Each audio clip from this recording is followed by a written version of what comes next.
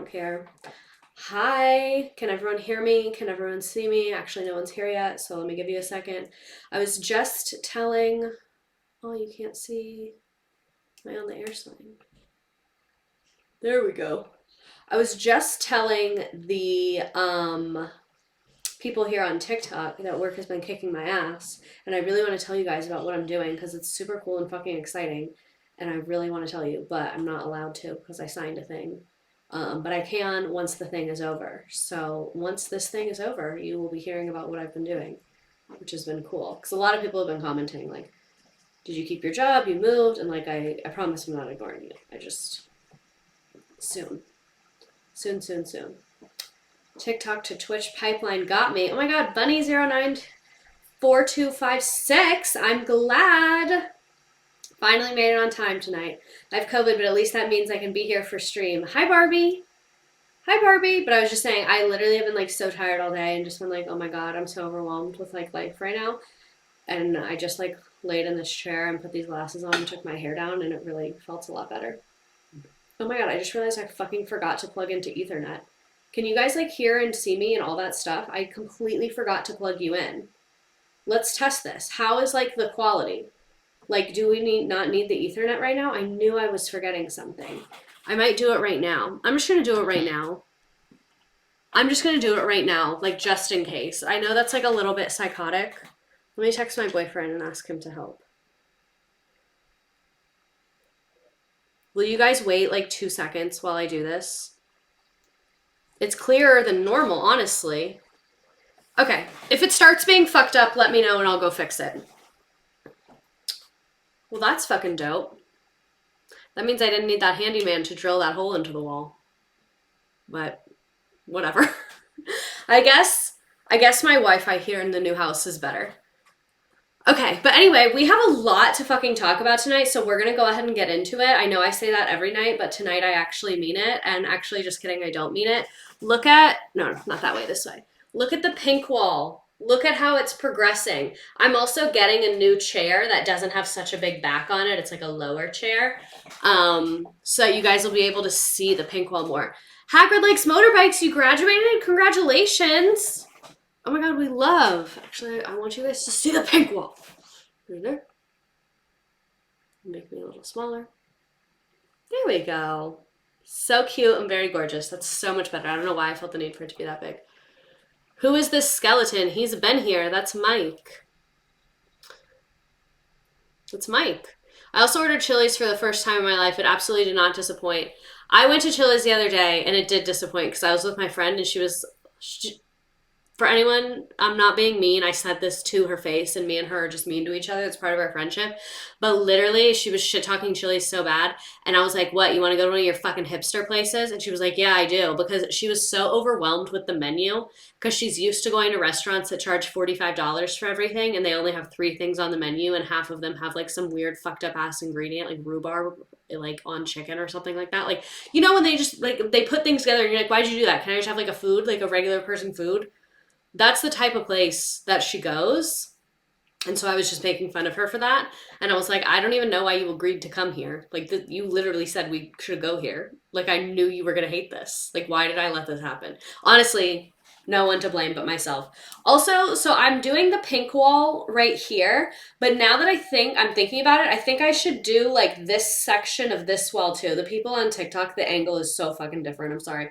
But like this little section of this wall so that it's like the whole corner. I think that's actually going to be the vibes. Big menus stress them out. Exactly. I identify as your friend. Exactly. So when I talk shit about my job or people in my life with you guys, I'm literally speaking in confidence to my friends. Like, this has the same level as therapy. Like, I can't be held accountable for any of this because this is literally therapy. So like, you're really gonna like hold me accountable for something I said in therapy? Like, it was literally a private sacred space of 223 people, obviously. How many people are on TikTok? Oh, 111. So today I said we were going to get right into it, and it's been 4 minutes. Cut me off, you guys. I wish you guys had a way to like, I wish there was a speaker where like you guys could elect a representative to talk to me, because I think everyone talking would be too much. But like maybe 1-2 people. You're my level of delulu. I've realized that. I've realized recently that I literally am delusional, which, like, that's unfortunate. Can't do anything about it. Where you could be like, hey, girl, shut the fuck up. Like, you said you were going to talk about the American Girl's history. Like, let's get into that because that's what you said you were going to do. Let me readjust my screen a little bit. Also, want to say a big fat thank you to everyone who has gifted towards my computer fund. We are more than halfway there. We're at 58%. We've gotten $1,075.43. The goal is 1857, and if you're like, Mr. Redacted, that's a really, really weirdly specific amount. That is because that is how much it is for like the computer and the little trackpad mouse and tax. Like I put everything all in and then rounded it down to a whole number. So that's where that number comes from. I don't really know what that is. My friend was an Apple genius and he sat down and told me what I needed for what he's not actively an Apple genius, so this wasn't a sales thing. He just told me what I needed to get for what I needed to do. So thank you to everyone who has gifted for me to get a new computer. I'm very excited about that. But today we are here to talk about the history of American Girl. So I'm an American girl, you're an American girl, maybe you're not an American girl, but tonight in spirit, everyone here is an American girl. And thank you to Katrina who gifted $10. We love that. We love that. We love that. All right, so let's talk about the American Girls. So for anyone that is unaware, American Girl is a line of dolls released in 1986 by the Pleasant Company. The dolls are 8 to 14-year-old girls of various ethnicities, faiths, and social classes from a different time periods throughout history, and they're sold with books told from the viewpoint of the girls. Originally, they were focused on various pieces of American history, but were expanded to include characters and stories from more contemporary life. So if you did not grow up around this, I don't know what to call it, line of toy, like, I don't know. If you did not grow up in the American Girl vicinity, that's what they are. Here's some pics of them. So this is straight from their website. They said, our purpose, we celebrate girls. Bringing out the joy of girlhood is at the heart of everything we do. Through adventurous stories and imaginative play, we give girls a chance to discover who they are and who they're meant to be. No matter if she's a toddler or entering her teen years, every girl can find inspiration to be her best, to grow a strong mind and spirit, to laugh while she learns to be resilient, confident, and kind. Most of all, we hope to open girls' eyes bigger to the world. They can create a brighter future for us all. So, love the glasses, but the glare. Yeah, you're right. And they're kind of giving me a headache. But anyway, like my little thing looks so cute in them. But anyway, they kind of popped off on their purpose. Like, I'm not even going to fucking lie. Like, that is the best company statement I have read in a while. Like, great work. To the PR department, I don't know who fucking makes a purpose for a company, but they did a good job on this one. They really slayed. And then this is the woman that founded it. She said, the American Girl experience is more than just a collection of toys. It's a collection of magical moments filled with goodness. Moments that will nourish a girl's spirit, send her imagination soaring, and make her dreams come true. Like, I love that, like, this is such, like, a holistic approach. And I think it's like, for girls without being, like, girly or like sexual or like motherly or any of those undertones that we often see in things directed to women and girls. I don't know, like I said, they just really popped off with their corporate mission statement. Like, I hate companies, so I'll recognize when they're doing something that I'm like, good. Yes, it's Girl Scout coded. It does remind me of Girl Scouts. Quick little detour. I was in Girl Scouts and I quit because the uniforms were ugly. And I, looking back, don't regret that. Really, zero regrets there. None. Also, literally, like, I'm really self-conscious that I'm not plugged into Ethernet right now. So if anything happens weird, please tell me. Like, do not hesitate to let your girl know, because the cord is literally just wrapped up right there. And I just have to go in that hallway and plug it in the living room. So it, like, really wouldn't be that serious. I've had a small glitch or two. Okay. Okay. I was a Girl Scout for 13 years. My sister was a Girl Scout for a very long time, and my mom really wanted me to do it, and the uniforms were just so goddamn ugly. Like, I was like, if y'all wanted to recruit, like, why would you do this? It was brownies that did it for me. I stuck with daisies because it was like a little apron. Like, I could rock with that, you know, because it's an accessory. It's not a whole outfit. But with the brownies outfit, atrocious. And then I remember I looked through the catalog and I found one that was kind of a sleigh, like it kind of rocked. And everyone said no. I think it was like 10 times more expensive or something. And it was like formal wear. But I was like, if we're not going with that one, I'm out. I also just really, really fucking hate any organized fun activity done in a group setting. I've always hated that. Since I was little, I've hated that. Like when I walk into a classroom as a student and the desks are in a circle, I will turn around. Like, no. Immediately no. Immediately no. Girls, yeah, it's like social anxiety to the max. Okay, so back to American Girls. So when the Pleasant founded American Girl in 1986, when Pleasant, that's this lady, what was her name? Pleasant T. Rowland. When Pleasant founded American Girl in 1986, she believed that the stories with aspirational characters could inspire girls to make their own positive mark on the world, and she was right. Rowland, I have to burp.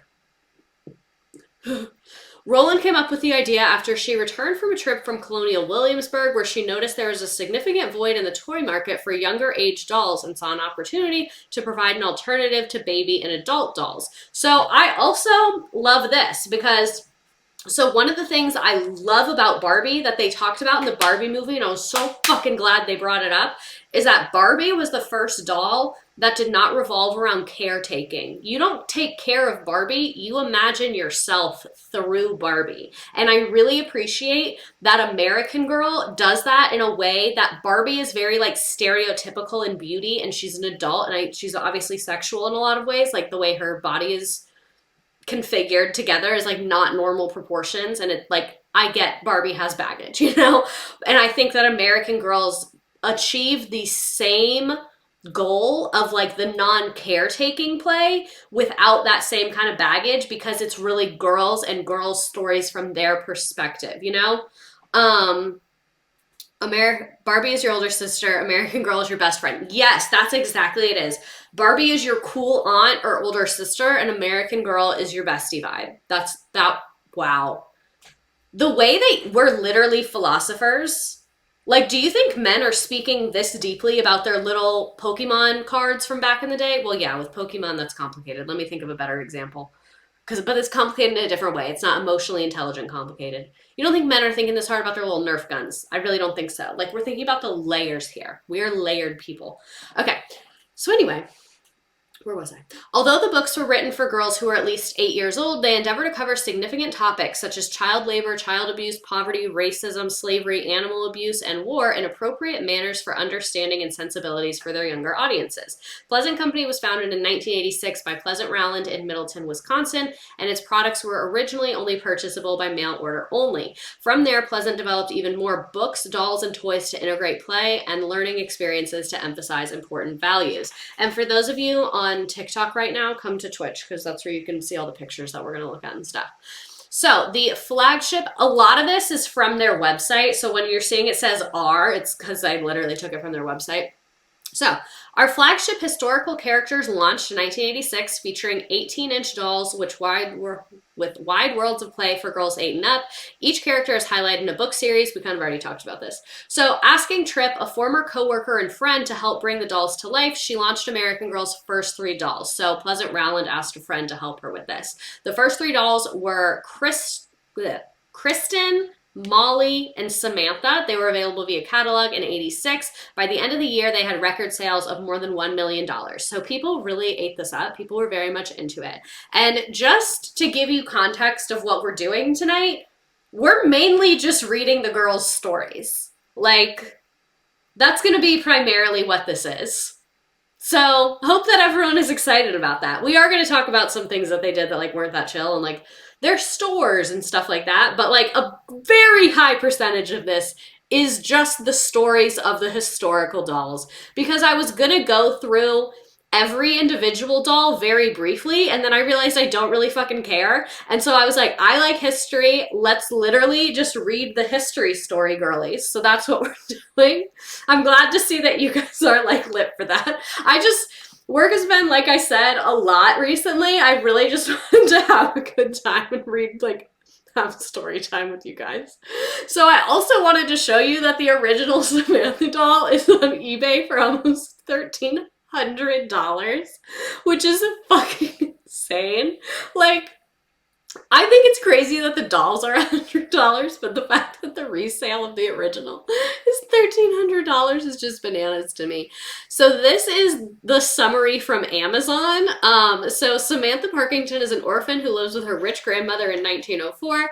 There are many servants in Grandma's busy, bustling household, but there is no one for Samantha to play with. That's why she's so excited when Nellie moves in next door. Nellie has to come to work so that she can send money back to her family in the city. Even though their lives are different, the girls will become good friends. One day, Samantha discovers that Jessie, the seamstress, is leaving. No one will tell her why, so she and Nellie plan a secret midnight adventure to find out. So that is the Amazon description, and I just felt like it wasn't doing it for me. I was like, I don't want to read the whole book, obviously, but like, I need more detail. I need more gravitas. I need all of that. So I took like the full book titles and put it in ChatGPT and asked ChatGPT to write like a plot summary. So this is literally like by AI. Like AI is the future and I'm going to use it to do my work. Like I'm going to take over the robots before the robots take over me. So I just wanted to give that disclaimer that ChatGPT did write some of these synopses. I labeled all the ones that were AI and I really want to see if it was correct, because I know someone on here has read the books. I've read a few of them, but obviously not recently. So I really, really want to see if like the AI did a good job on this, because I read like, I put it in ChatGPT, then I read it and nothing stood out to me that I was like, that sounds fucking weird and wrong. But who knows what we'll discover. I also read it pretty fast. So, and it reads like a magazine review. So, in the heartwarming historical fiction novel Meet Samantha, young readers are transported to the elegant turn of the century America, specifically the year 1904. The story is part of the American Girl doll series, blah, blah, blah. The protagonist, Samantha Parkerton, is a spirited and compassionate 9-year-old living with her wealthy grandmother in New York City. Samantha is curious and full of life, eager to explore the world around her and make a difference. As the story unfolds, Samantha's idyllic life takes a significant turn when she befriends a young servant girl named Nellie O'Malley. Nellie works as a housemaid for the neighbors, the Rylands, who are a prominent family in the community. Despite the social differences that separate them, Samantha and Nellie quickly form a deep bond, discovering the power of friendship and unity. However, their newfound friendship faces challenges as Samantha becomes increasingly aware of the stark contrast between her privileged life and Nellie's less fortunate circumstances. Samantha's caring nature compels her to confront social injustices and hardship that Nellie and other working-class people endure daily. As the narrative progresses, Samantha finds herself torn between the expectations of her affluent upbringing and her desire to stand up for what she believes is right. The story artfully weaves themes of empathy, compassion, and social responsibility, encouraging young readers to contemplate the importance of treating others with kindness, understanding, regardless of their social background. Through the eyes of Samantha, readers are given a glimpse into the societal norms and challenges faced by young girls during the early 20th century. The book not only educates readers about historical settings, but also instills timeless values that transcend generation. And then it just kind of like brags about the book a little bit.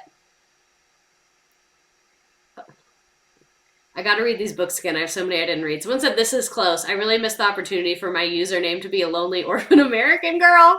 Stop. My friend had a Samantha and pretended the doll was her biological sister because she was an only child. Oh my god.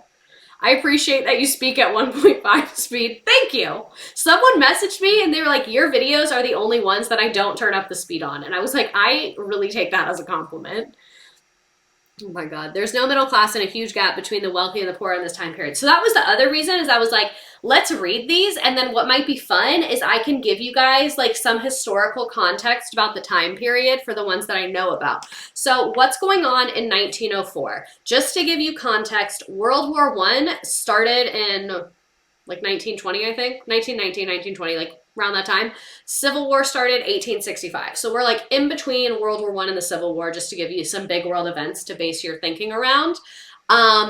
Child labor is very much a thing. It's very, very frequent. The division between the rich and the poor was huge. A lot the way it is right now. Like people worked in factories. There were people that controlled the railroads. The government was very corrupt. Like it was really like very similar to now, actually, like socially and politically. This is also like around this time is when unions started to become a thing and started to become powerful, because back then, like if you got hurt on the, World War One started in 1914. I always mix up when World War One started and then when the US entered the war, because I've only taught World War One as a US history teacher. So that's like, in my brain, I'm on the US timeline, which I guess is like the reason for wars, like that people are on their own country's timeline. But anyway, why do I remember Nellie getting hit by her factory boss?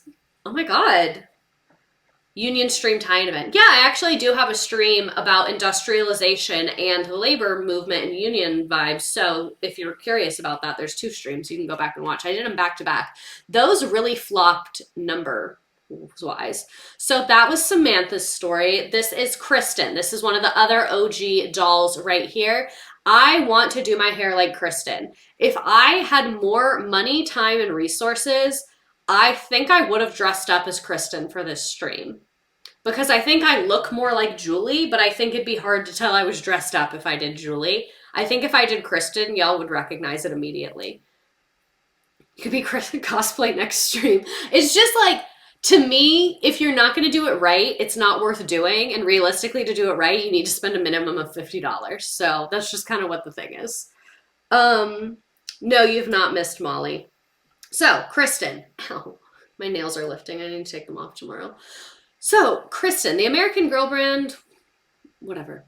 So, Kristen's story follows a young Swedish immigrant and her family as they attempt to start a new life on a farm frontier in Minnesota. This question is in the game. It says, where is Kristen from? She's from Sweden. So, here's the synopsis from ChatGPT of the book. So, Kristen, an American Girl, is a heartwarming and historically rich novel that takes readers on a captivating journey to the 1850s. So, this is pre-Civil War. This is pre-Civil War in the United States. What else is going on? We just started expanding westward, so they were giving people, it's Kirsten. Thank you. Kirsten. Oh, I was saying Kristen. It's Kirsten. Thank you so much. Literally, I should like throw myself out the window for making that mistake. But anyway, they were like giving people free land out west because the government was like, go there, do shit, that'd be awesome. And that's like low-key what started the Civil War, because then when they made new states, people are like, well, is slavery going to be allowed here? And then like that's why they started arguing over slavery. A lot of people don't know that. So that's when people are like, oh, it's over states' rights? Yeah, the states' rights to own slaves in the new states. That was the rights that they're talking about. Just to give context for anyone that's curious.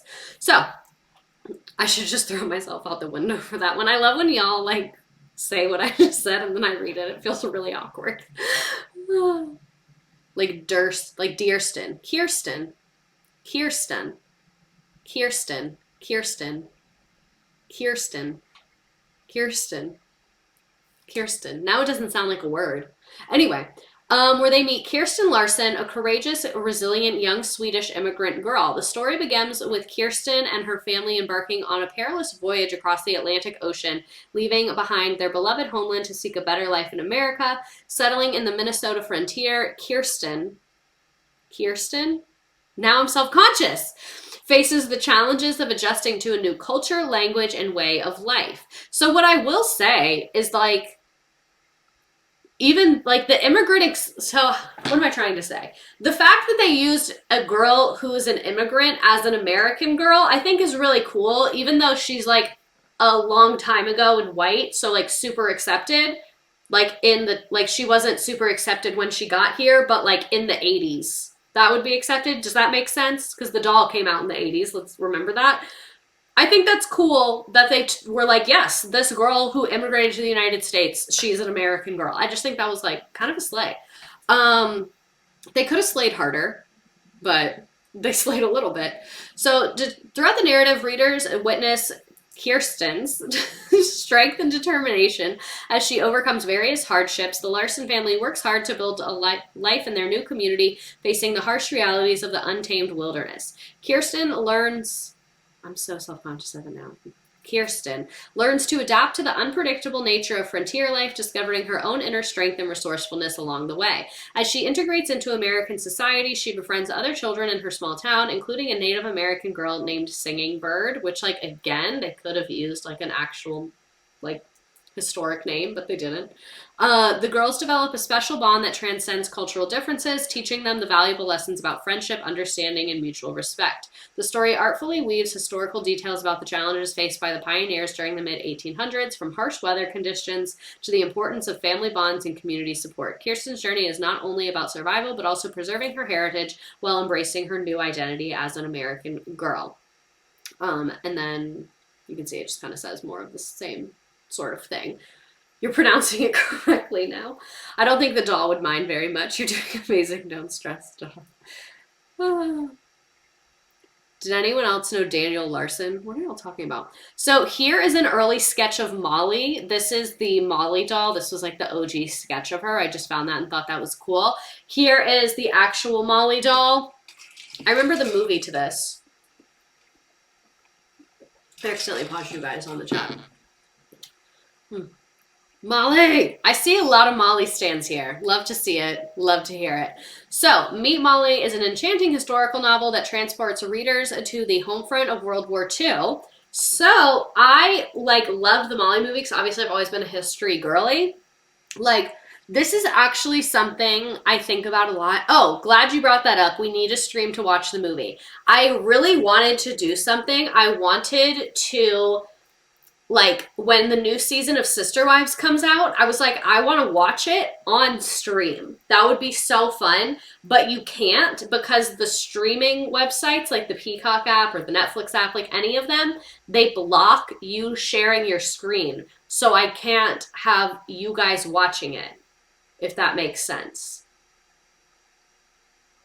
I bet I could figure it out, though. Maybe if it would be hard. You can do Amazon Prime watch parties with Twitch, but Sister Wives isn't on Amazon Prime, I don't think. Let me mail you my Molly DVD really quick. Okay, but anyway, back to Molly. So, what I was saying before we started talking about screen sharing. This is something I think about a lot. Whenever I get down or sad about the news and I feel like, oh, the world is terrible, everything's falling apart, I remember the fact that some people literally lived through World War II. You know how we felt about COVID? We're like, oh my God, this ruined my college graduation. This ruined my first year teaching, whatever it was for you in your life that COVID disrupted. Imagine you're in high school and then fucking World War II happens. Oh my God. So I really think everyone ever has had really fucked up stuff happen to them. I was thinking about this when I was watching this history show that's more of a world history vibe on YouTube. And they were talking about empires rising and falling and the Roman Empire and then what took over after and all that. And I was like, the majority of those people probably really don't give a fuck about who the emperor is or who the king is or who the fuck is in charge. They're just trying to live. And imagine living through the fall of the Roman Empire. That has nothing to fucking do with you. You probably had all your own shit going on and it really probably derailed a lot of stuff that you had planned for yourself. So whenever I think about oh, the US is falling, everything's falling apart, we're so corrupt, the Supreme Court is taking away our rights. Yeah, all of that is really fucked up, but everything has been really fucked up forever, and every person, depending on when they were born and where in the world they are, is gonna just experience a different type of fucked up shit. So everyone just relax a little bit. Because whatever. Too busy dying of smallpox to care about the Roman Empire. Exactly. It's these people have their own shit going on, and then these world events just be fucking with us. So anyway, back to Molly. Living in World War II, because that's what we started talking about. I just can't get over that. Imagine, you get a job that you really like. Oh, I get fucking drafted. Time to go fight in Europe and, get fucking bombs dropped on me and get shot when I just wanted to work at this, I don't know, advertising agency, or oh, I wanted to be an accountant and then I got drafted and killed. That's pretty fucked up. That is really pretty fucked up. Everything has always been an unprecedented event. Exactly. People are like, oh, these unprecedented events. Everyone has always been saying that forever. Because it's unprecedented to us. Because it's the first time we've done it, you know? Anyway. So, Molly is living through World War II. She's 10 years old, living in 1944, as if she hasn't fucking been through enough. She was born in 1934, literally the height of the Depression. She probably wasn't getting enough food. Her bones are probably super brittle, but we continue. Molly's a fighter. No, my little shade fell. Whatever. We're already in here now. That's lame. The other side fell earlier. So, Dust Bowl doll. I want a Dust Bowl doll. The story centers around Molly, a lively and imaginative girl who resides in Jefferson, Illinois with her loving family. As World War II rages overseas, Molly's life is deeply impacted as she shares both the joys and challenges that come in living a war-torn world. Molly's father is serving as a doctor in the war, while her mother contributes to the war effort by working in a local Red Cross canteen. As a result, Molly often finds herself navigating the difficulties of having a parent away at war, displaying her strength and resilience during these trying times. At home, Molly forms a close knit with her two best friends, Linda and Susan. Together, they support each other through the ups and downs of life during wartime, finding solace and companionship in their shared experiences. Throughout the novel, readers are introduced to Molly's genuine and compassionate personality as she becomes involved in various war-related activities. She's done. Molly participates in victory gardens. So if you don't know what a victory garden is, we need to bring this shit back. The government's marketing during World War II was unfucking matched. So a victory garden is where people grew their own food in their backyard. Or if you lived in like an urban area, they would do it in like parks or like in front of apartments. Like everyone was a part of this. Well, not everyone, but it was very, very common. And it was considered a victory garden because they were like, if you are growing your own food, then we can give more food to the soldiers and that will help us win the war. So they were like, it's super patriotic to grow a garden. And like that, oh, the marketing, that is such a smart fucking angle. Like, I hand it to them. They really popped off with that one. I want this light to be brighter now that the window thing went by. I started a victory garden during COVID. We give food to our neighbors. I rent and have a small lawn, Washington, D.C. Don't forget the crazy rationing. Exactly, because they were like, you can't buy bread, so hope you grew some veggies in your backyard. Now it's illegal. World War propaganda was next level in America. Like, no, they ate and left no crumbs. They do this now with community gardens, but they're having more private space and low-density housing and helping our neighbors. So, as the story progresses, Molly faces personal challenges and learns valuable life lessons, particularly about the importance of family, friendship, and making a positive impact on her community. She discovers the significance of perseverance and the power of hope in the face of adversity. Meet Molly not only offers an engaging narrative of a young girl's life during World War II, but also serves as an educational tool, providing historical insights to the home front experience. This is like the same thing as the other one, but you get what I'm saying. The ending parts I shouldn't have even included. They're all the same. They're all literally the exact same. See what I mean? ChatGPT, like, she does slay, but she's not the biggest slayer that we've ever seen in our lives. You get what I'm saying? There's a whole plot with Molly befriending a German immigrant girl in the sequel of the book and uncovering a whole German spy plot at age 10. And eventually the German girl's family had to go into hiding because they were being threatened. Oh my god, the drama. Recently saw American Girl was looking to hire a history major to help with doll development, and low-key I wanted to apply. Oh my god, you should. You should. Oh my god, you should apply to that position. I kind of want to apply to that position. So, then in 1991, they debut the historical character Felicity. So for context, those three dolls that we just talked about all came out in 1986. So it took them 5 full years to make a new doll. And here is Miss Felicity. There's a whole sub-series of American Girl mystery books. I kind of want to read those as an adult. I wish I had more free time to read. I want to be unemployed so bad. Every time I've taken like an extended period of time off work, I'm like, this is how I'm meant to live. This is what it's all about right here. Didn't one of these dolls have a movie? Yes, Molly had a movie. I was Felicity in an American Girl fashion show. We will be discussing the American Girl fashion shows as well. So, we're just going to read the ChatGPT one because the Amazon one is giving nothing. So, Meet Felicity, an American Girl invites readers to step back in time into the bustling world of colonial Williamsburg in 1774. I don't know that much about the founding of America, so I don't really have that many witty details for you on this one. The novel introduces Felicity Merriman, a spirited and independent 9-year-old girl whose story unfolds against the backdrop of America's struggle for independence. So same shit. Like, imagine you're a kid doing kid shit. You don't even know shit about anything. You're like, oh, my parents moved here and then they had me and like they're British, but this is America, but it's like owned by Britain. And then suddenly there's a revolutionary war and shit's just getting fucked up all the time. And you're just literally trying to be 9. Just trying to be 9. That's it. Her best friend was a loyalist. Scandalous. Scandalous. Yeah, America became a thing in 1776, and this is 74, so it's probably like very trying times, like very chaotic. And they were in love. I don't think that part's true.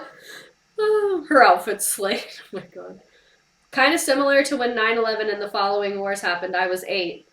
But this one happened on like their soil. I guess 9/11 was on our soil. If you lived in New York, that would be like really traumatic. So you know how like people that don't remember 9/11, like me, and I'm assuming a lot of you, like make a lot of 9/11 jokes?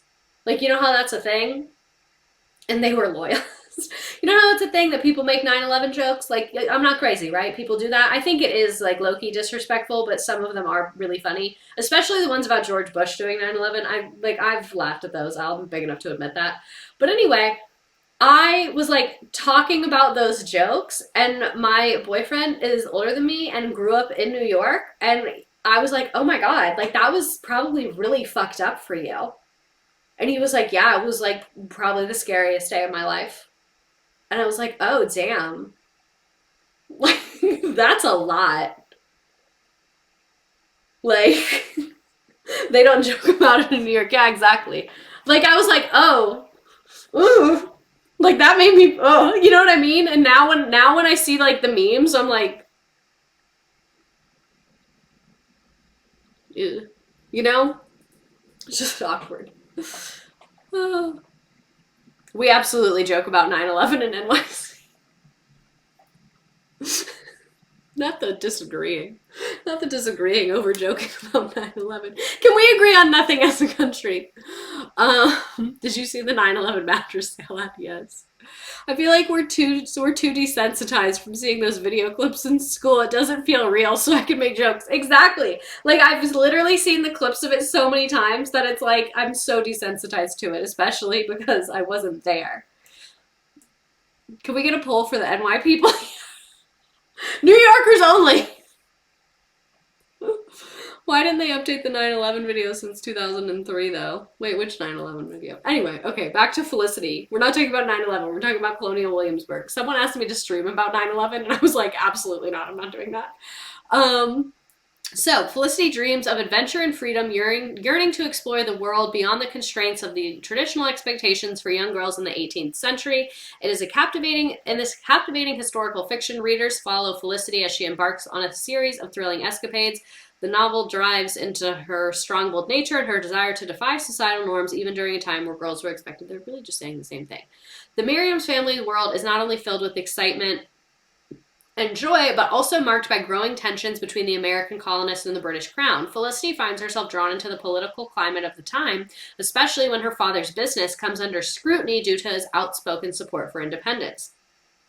In the midst of the burgeoning American Revolution, Felicity befriends a young patriot apprentice named Ben who shares her passion for liberty and justice. Together they navigate the challenges and dangers of a nation on the brink of change, learning a valuable lesson about courage, loyalty, and the true meaning of friendship. But y'all said her BFF was a loyalist. Is this a different BFF? As the narrative unfolds... Stop talking about 9/11!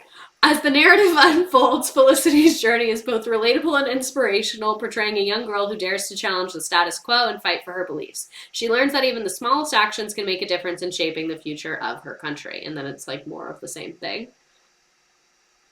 I had Elizabeth. Her family were loyalist. Oh. Wait. This says her dad was outspoken support for independence. Someone lied. Someone was wrong. Yeah, where's Elizabeth missing her? Yeah, in the sequel, she has a girl named Elizabeth enter the chat, and they go to school together. Oh, is it multiple books? Because this is just a synopsis of the OG book. Okay. So, 1991, That's when Felicity comes out. 1992 is the debut of American Girl magazine. This is the premiere issue. So, they got magazines. Elizabeth wasn't released until 2005. I think, do they mean a different Elizabeth? I don't know. Anyway, this is very complicated lore. So, at its release, the American Girl magazine was more closely affiliated with promoting the products of the American Girl company, especially the historical characters. For example, the magazine published various historical short stories first, many of which were later collected in single book form. The magazine eventually shifted its focus towards articles and information featuring real-life contemporary girls in modern situations. I have so much spit in my mouth. The magazine advertised itself as both an ad-free magazine, which was possible because of the corporation behind it. So I think this is why a lot of parents liked this magazine, because it was ad-free, because it really was, the whole thing was an ad just for American Girl, so obviously they're not going to have other ads in there. So I think a lot of parents liked this because they didn't really have to monitor it, because they knew it was coming from a company that they trusted. So, and a magazine for girls that did not focus on making them grow up too fast or mature too easily.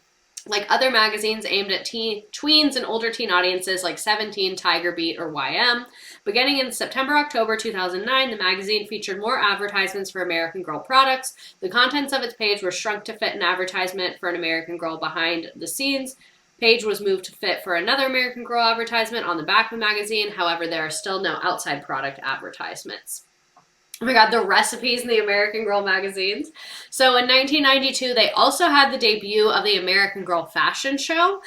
They were hosted by nonprofit organizations, which included private schools or charities. Many cities and states had at least one show a year, held over the course of 1 or 2 weekends. All the money raised went to the selected foundation. Tickets ranged in price according to the local spot, so really couldn't get a clear answer on that. Various sponsors, generally local businesses, helped sponsor the cost of the event at various levels, including personal donations. The fashion show included a meal, breakfast, brunch, afternoon tea, lunch, or dinner in the ticket price. The following services were offered as well. Local booksellers offered American Girl books for purchase. Photo studios would come, hair salon, mini store, raffle door and prizes. Themes include historical clothing, modern day outfits, current girl of the year, outfits for Bitty Baby and Bitty Twins, including sleepwear. So some of the stuff I'm mentioning, like Bitty Baby and stuff like that, comes out later, but they didn't have it at the first fashion show, obviously. The first one was in 1992, but this blurb is just kind of about all of them. I get so offended when people do the posture check one. I'm like, oh, sorry. Caught me fucking slipping. I feel like I'm in like, do you remember when in Princess Diaries she had to like learn how to be a princess? That's how that makes me feel. You know what I mean? Yes, we are absolutely talking about the puberty book. It's not optional.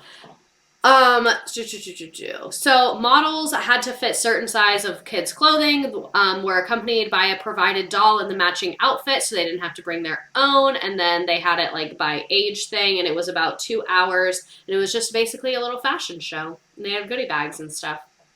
So, I didn't mean to offend, I love you. No, I'm not offended at all. It's like y'all are literally my Julie Andrews. You know what I mean? Like, I meant it like, yeah, check me on my shit. Club VX801, and thank you for subscribing. We love that. So 1993, debut of historical character Addie Walker. So it took them 7 years to make a not white doll. That is not great, but it's better than a lot of companies. So, fair point, fair point. I'm trying to not stan American Girl. I don't feel like super attached to them because I didn't grow up with them, but I do genuinely like their work. So, this is the Amazon blurb about it. Addie Walker's family is planning a dangerous escape from slavery in the summer of 1864, but before they can make the escape, the worst happens. Master Stevens decides to sell some of his slaves, including Papa and Addie's brother Sam. Addie and Mama take the terrible risk of escaping themselves, hoping that the family... Why is my nose so itchy? Hoping that the family will eventually be together again in Philadelphia. Set during America's own struggle over slavery, the Civil War, Addie's story is one of great courage and love of family, and love of freedom. No shortage of this Addie. Oh, that's just the Amazon one. We're still going to read the ChatGPT one. Don't worry, I'm not trying to silence her story. No, hers is actually one of the longer ones. This was one of the first books I read. So that's what I mean. Like, they really tackled some intense topics for kids. And I think that's great. I think kids can handle talking about intense topics. I don't think we give kids enough credit. So is the blah, blah, blah, blah, blah. The story is set in 1864 during the time of the American Civil War and follows the courageous 9-year-old girl Addie Walker, an African-American girl born into slavery. The novel begins on a North Carolina plantation. Was it North Carolina that had the highest percentage of slaves? Or I think it was South Carolina. I think it was South Carolina, yeah. Where Addie and her family live in bondage under the harsh, oppressive rule of their master. Despite the challenges and hardships, Addie finds moments of joy and connection with her family, especially her father, who dreams of freedom for them all. One night, as the family huddles in their cabin, they seize an opportunity to escape from slavery. In a daring and dangerous plan, Addie and her mother, along with her brother Sam, make a heart-wrenching decision to flee the plantation in pursuit of a life of freedom in the North. However, they are forced to leave behind Addie's baby sister, Esther, to ensure the escape's secrecy and safety. The journey to freedom is arduous and fraught with peril. Addie and her family face numerous challenges, leaving the baby. I know, like, it's real shit going on right now. The journey to freedom is arduous and fraught with peril. Addie and her family face numerous challenges and obstacles as they travel through the treacherous wilderness, always fearful of being captured and returned to slavery. Along the way, they encounter kind-hearted individuals who offer them aid and support, highlighting the importance of compassion and empathy during difficult times. Upon reaching Philadelphia, Addie and her family find themselves adjusting to new life as free people. While they are relieved to be away from slavery, they still face hardships as discrimination as they strive to build a future for themselves. In Philadelphia, Addie discovers the value of education and the power of hope as she attends school and begins to envision a brighter future for herself and her family. She also develops friendships and experiences a newfound sense of belonging in her new community. And then it just kind of does that same thing, like determination, grace, like the more emotional stuff. I'm kind of astonished. I had no idea American Girl Doll was writing stories like this. You're doing a great job. I would never read out loud in front of anyone. Addie's story was real as fuck. Leaving Esther made me panic as a kid. Addie saved her mother from drowning while they were escaping. Oh my god. Maybe one day if I ever... Okay, what do you guys think of this plan? I know there's going to come a day where something happens and I don't have time to make slides and it just doesn't work out. I might just keep some American Girl Doll books on hand and read y'all an American Girl Doll book. Like, how would you feel about that? Just let me know. I might just buy the whole historical set and just keep that as like an emergency. I'd love story time. Okay, good to know that y'all are into that. I'll make you buy it. No, it's okay. I'll buy it. But do Addie's first. Reading the books would be amazing. I might do that. I might do that. I want to hear Esther's story. Me too. Me too. I do want to hear Esther's story. Okay. So, in 1995, they have the debut of Bitty Baby, Just Like You Dolls, Advice, and Activity Books. So, big fucking year for American Girl Doll, 1995. Big fucking year. So this is the Bitty Baby. It's a 15-inch baby doll, and it arrives to help teach younger girls the important skills like caring and nurturing. Here's another ad for it. It comes with a bunch of baby shit. They have a little carrier thing. They got clothes. They got bottles. They got all that fucking shit. They also got these activity books. Where's my meme? I had a meme in here. I don't know where it went, though. My meme disappeared. But anyway, I just wanted to say, I think the Bitty Babies are fucking boring. Like, what? I don't want to take care of a baby. I want to be on history. Like, I want to be, like, I want stories like Addie. I want stories like Molly. Like, let's fucking talk about how you lived through World War II. I don't care about taking care of a baby. There's millions of other dolls for that. There's plenty of baby dolls out there. I think this is just a cash grab. They were like, how can we get rich parents to spend an extra $80? I have an idea. Because some girls had so many American Girl dolls. Like, I remember I went to this girl's house one time and she had like 15.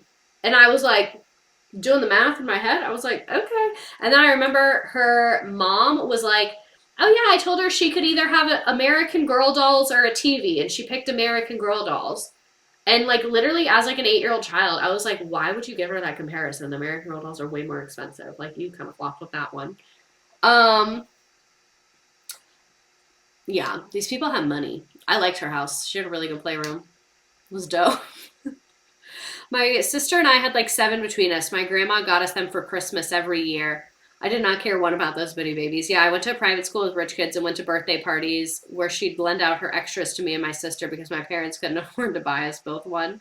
And that girl was the American Girl birthday party that I went to. That's how I discovered American Girl dolls, where like you could buy them, was through her. Because I had the books. I'd always had the books. My mom really liked the books, so I like read a lot of them. Because I also liked history. I would read the American Girl doll books and the Magic Tree House books, and that's really all I like to read to this day. And I didn't know that they had dolls at stores. And then I went to that girl's house and her birthday party, and I was like, they have a whole store. They have a whole ass store. A whole store in that bitch. Here's the craft book. I had this too, I think. I had a lot of the books. And then in 1997, a debut of historical character doll Josefina Montoya. So I think her outfit eats. Like, I really do think this outfit goes hard as fuck, and I just wanted to call that out. My aunt worked for the company, so we got a good discount. I bet they do have a good discount. I was born in 95, collected American Girl growing up, had 3 historical dolls, 2 modern dolls, and a Biddy and the OG Biddy twins. I chose American Girl for every holiday ever. My grandma got me most of it. I went to a rich kid's American Girl party, too. She literally had enough dolls for all of us. Yeah, ate the bitches up. Josefina. Okay, so the Amazon one said that Josefina Montoya is growing up on a ranch near Santa Fe, New Mexico in 1824. Ever since Mama died a year before, Josefina and her 3 sisters have been struggling to carry on without her. One bright fall day, happy news arrives. Their beloved grandfather is returning home after a long trading trip. Josefina knows he will bring exciting stories and wonderful treasures from his journey, but this time he brings something more, a great surprise that Josefina and her sisters never even dreamed of. So this is the ChatGTP one. Same thing. Is a part of the American Girl fiction, whatever. Set in New Mexico, this is during a time that this region was a part of Mexico before it became part of the United States. The novel introduces readers to Josefina Montoya, a brave and caring 9-year-old girl who lives on a rancho. I feel like offensive saying that.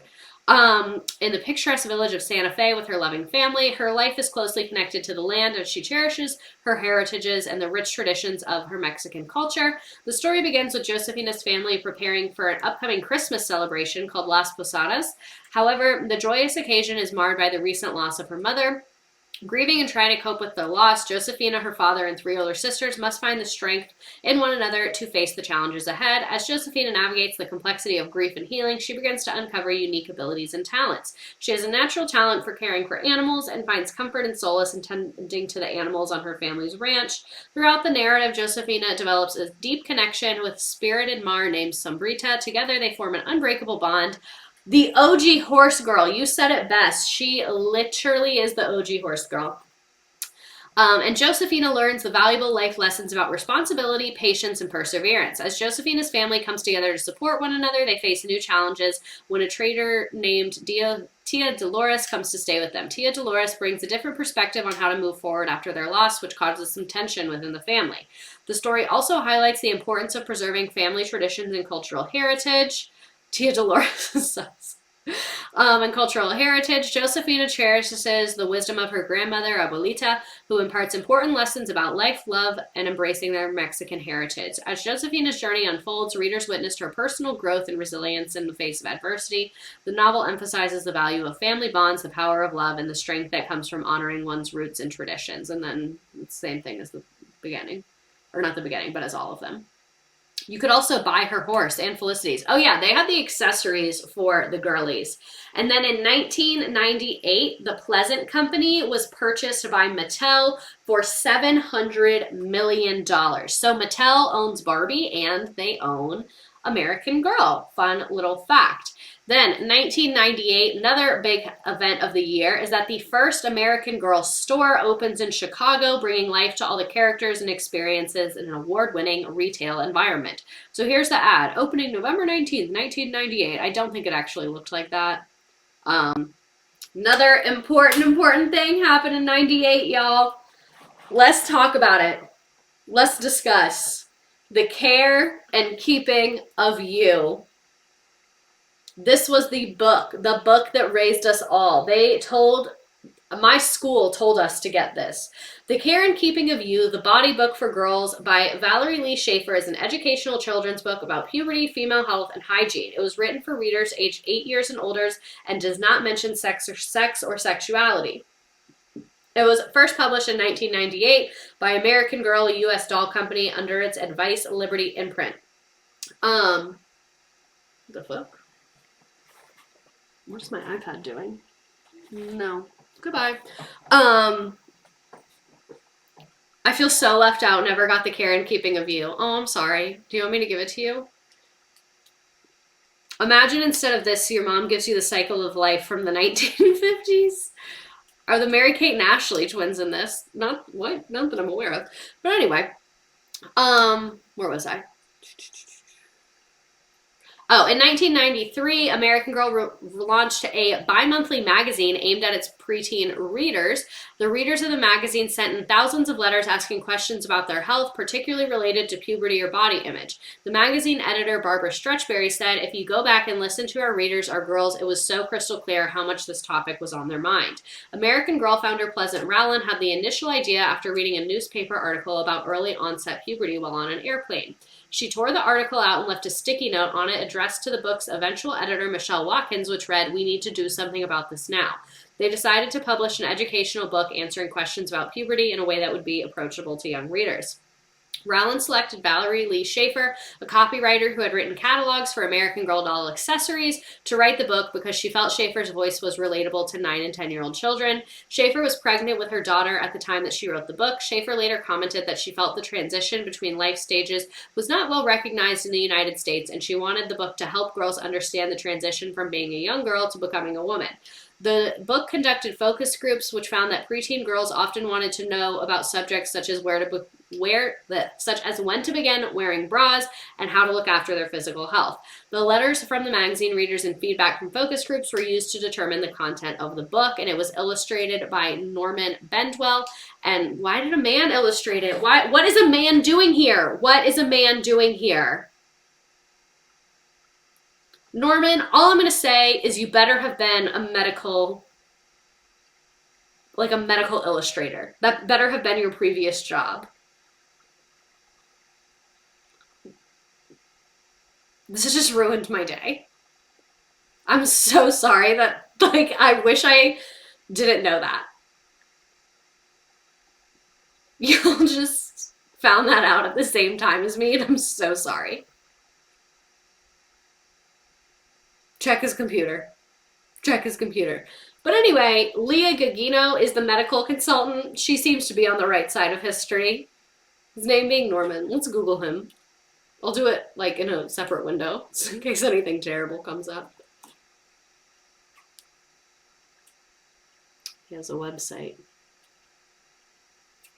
Here's his website. 4-minute portfolio.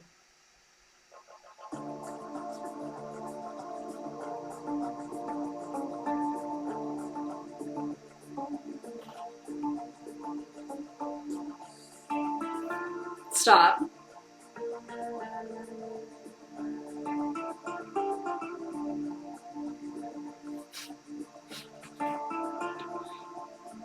I don't mind his art style, but why would a man be there? I'm scared. Publishing. Oh yeah, he got that shit fucking front and center. I want to Google him. I want a picture of him.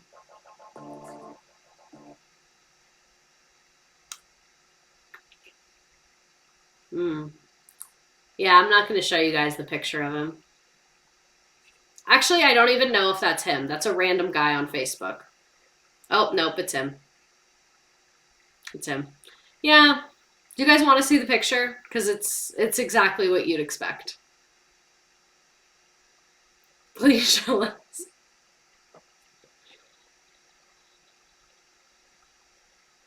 There it is. There it is. This took a turn. This was not my intention for the night. But this is where we are.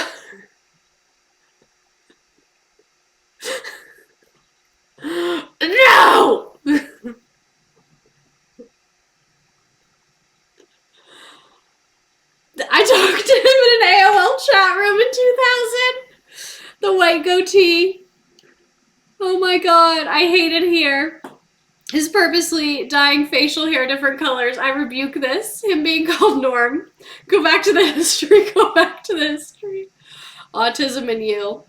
I guess he was the illustrator for this autism book too. But anyway, we're going to stop talking about him because I don't even know if I want to do this next part because that literally just like ruined my life. Like knowing that a man illustrated this book actually just murdered me.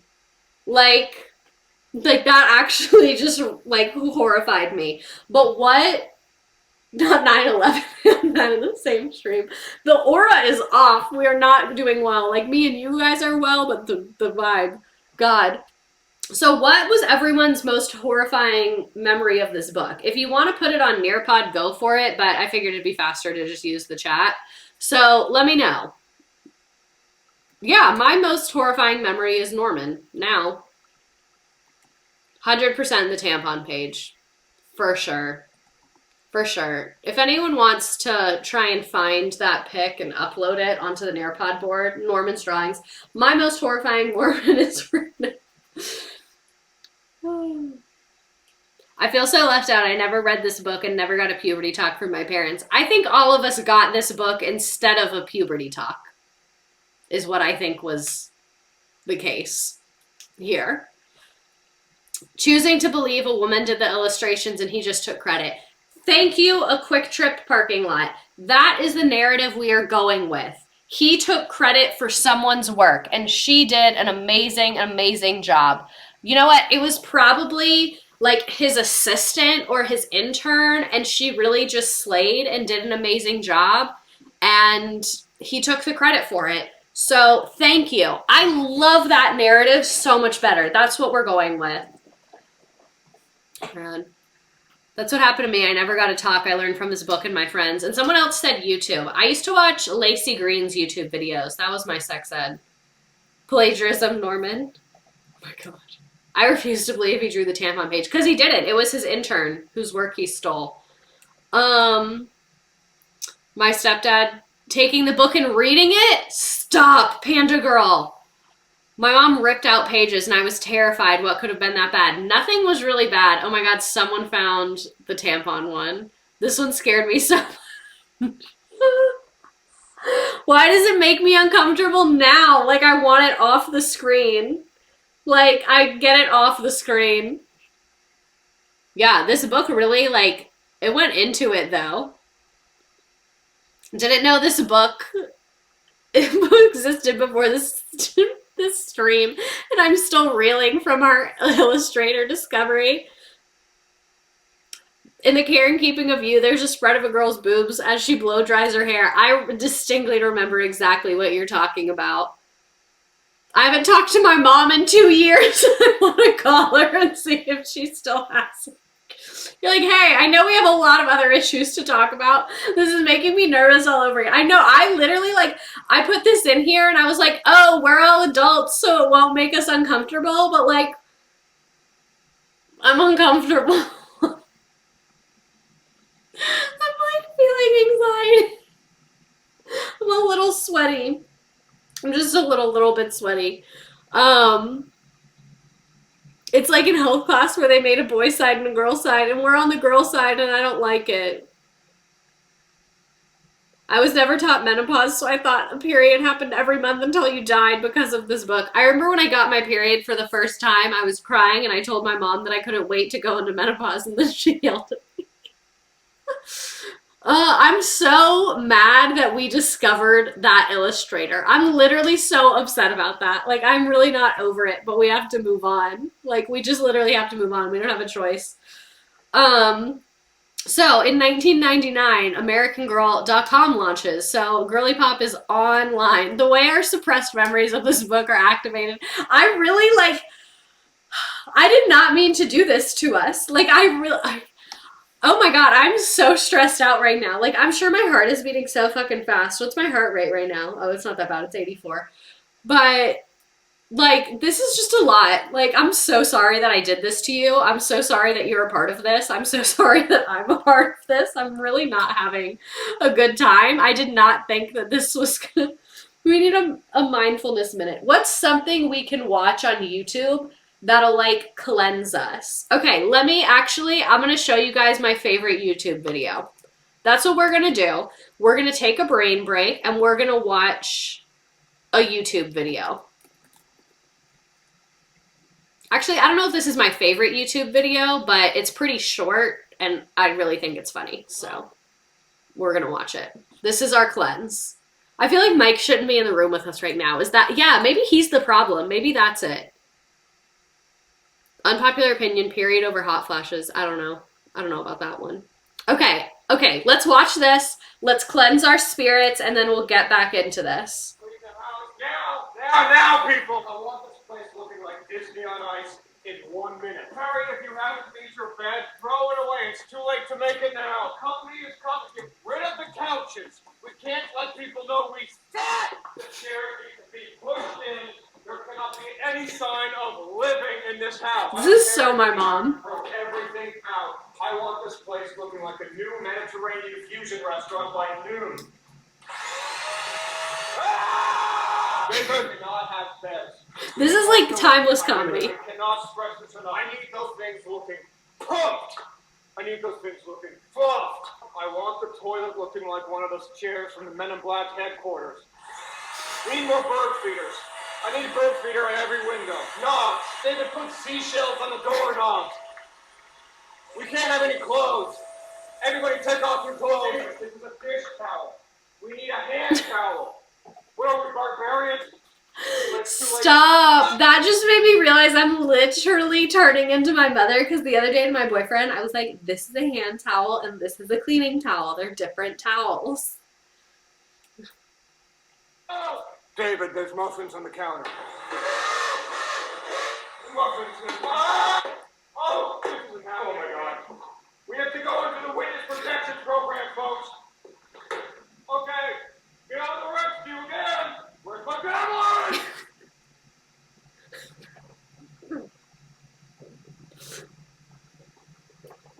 Oh, anyone see? Okay, I am against decorative towels that can't be touched. I don't want anything that doesn't have a function. The middle chair in the middle spot. You can tell because the grain is here down the middle. It looks like room 495. No! This grain is all Willy Wonka. It cannot be in the middle. Oh my God. Oh, good, the pony shoe came up.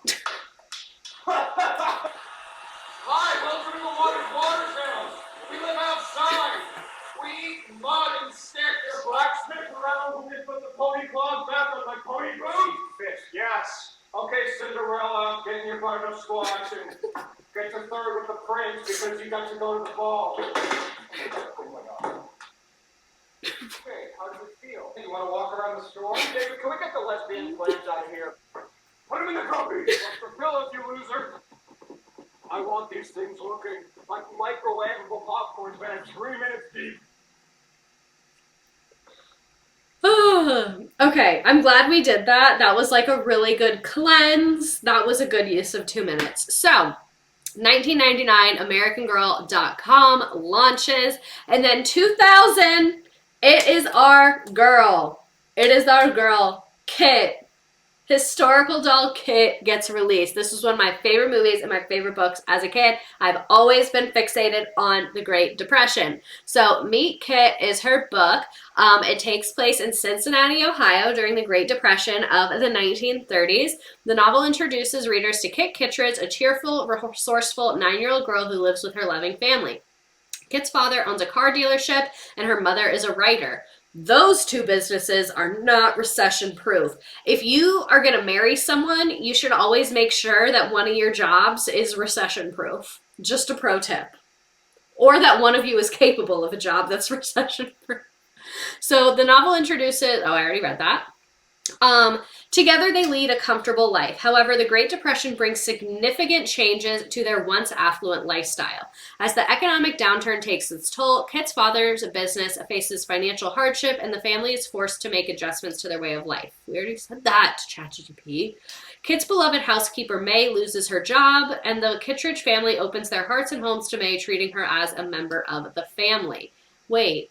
That doesn't make sense. If she was your housekeeper, didn't you fire her? And then she just moved in, I guess?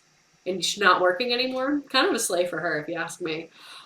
Kit's passion for writing leads her to create a newspaper named the Cincinnati Registrar, which she writes and distributes to her neighbors. Through her newspaper, Kit aims to share stories and struggles of those affected by the Great Depression, highlighting the importance of empathy and understanding difficult times. The story follows Kit's determination to help her family during the challenging economic conditions. She looks for various ways to contribute, including taking up small jobs and finding creative solutions to support her loved ones.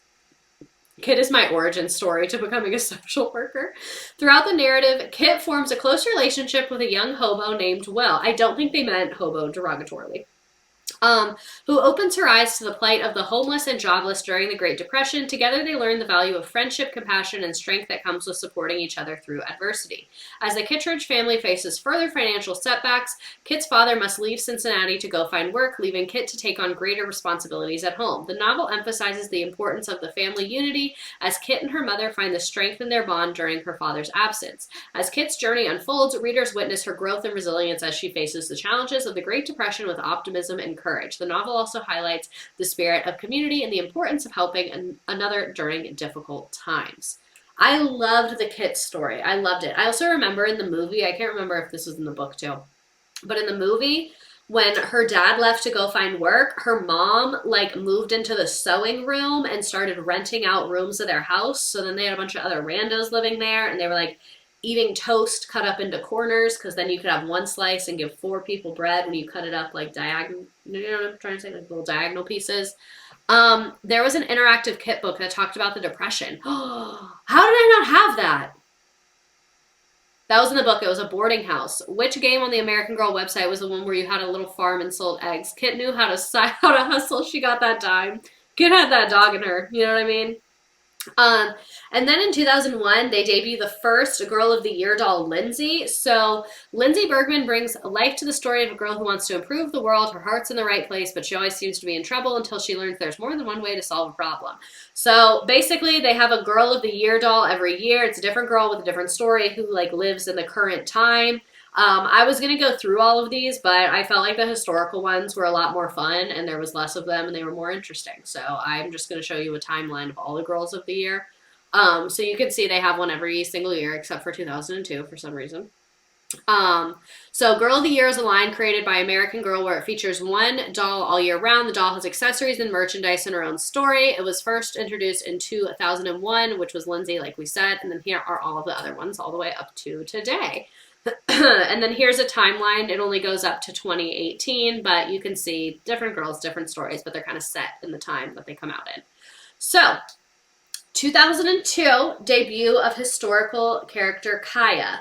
Am I pronouncing Kaya correctly? Kaya? Kaya? I feel like Kaya sounds more... Kaya? Okay. To note, I'm pretty sure you can only buy Girl of the Year during said year. Yes, I believe she's only for sale that year. She's quite the ensemble there. Yes, she does. She is quite the vibe going. I really much appreciate. I think there wasn't one in 2002 because 9/11. Oh. How does it always come back to 9/11? They should have made a 9/11 American Girl doll. I'm sorry, I'll say it. Y'all are willing to tackle slavery but not 9/11? Like, I think you could have done it. So Meet Kaya follows adventures of Kaya, a 10-year-old Nez Perce girl. Nez Perce? I think I'm saying that incorrectly. Let me have Google say it. Google's usually wrong. Someone will tell me that's correct.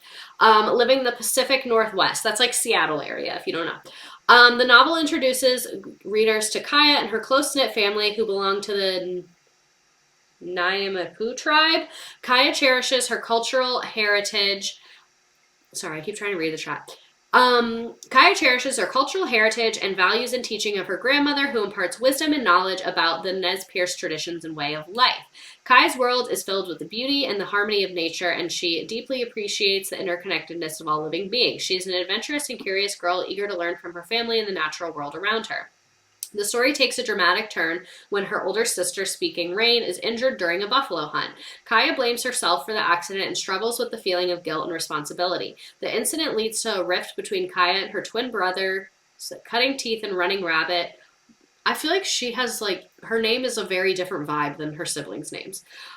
further burdening her heart. As Kaya's journey unfolds, she faces new challenges and embarks on a personal quest to regain her family's trust and heal the wounds caused by the accident. Along the way, she encounters a mysterious wild horse that she feels an inexplicable connection to. Kaya sees the horse as a sign of hope and strength and names it Steps High. Through her bond with Steps High, Kaya learns the value of patience, perseverance, and the power of understanding and forgiveness. The horse becomes a symbol of her resilience and her desire to mend the broken relationships with her family. The novel also explores the Nez Perce way of life and the tribe's deep reverence for nature and spirit among the ancestors.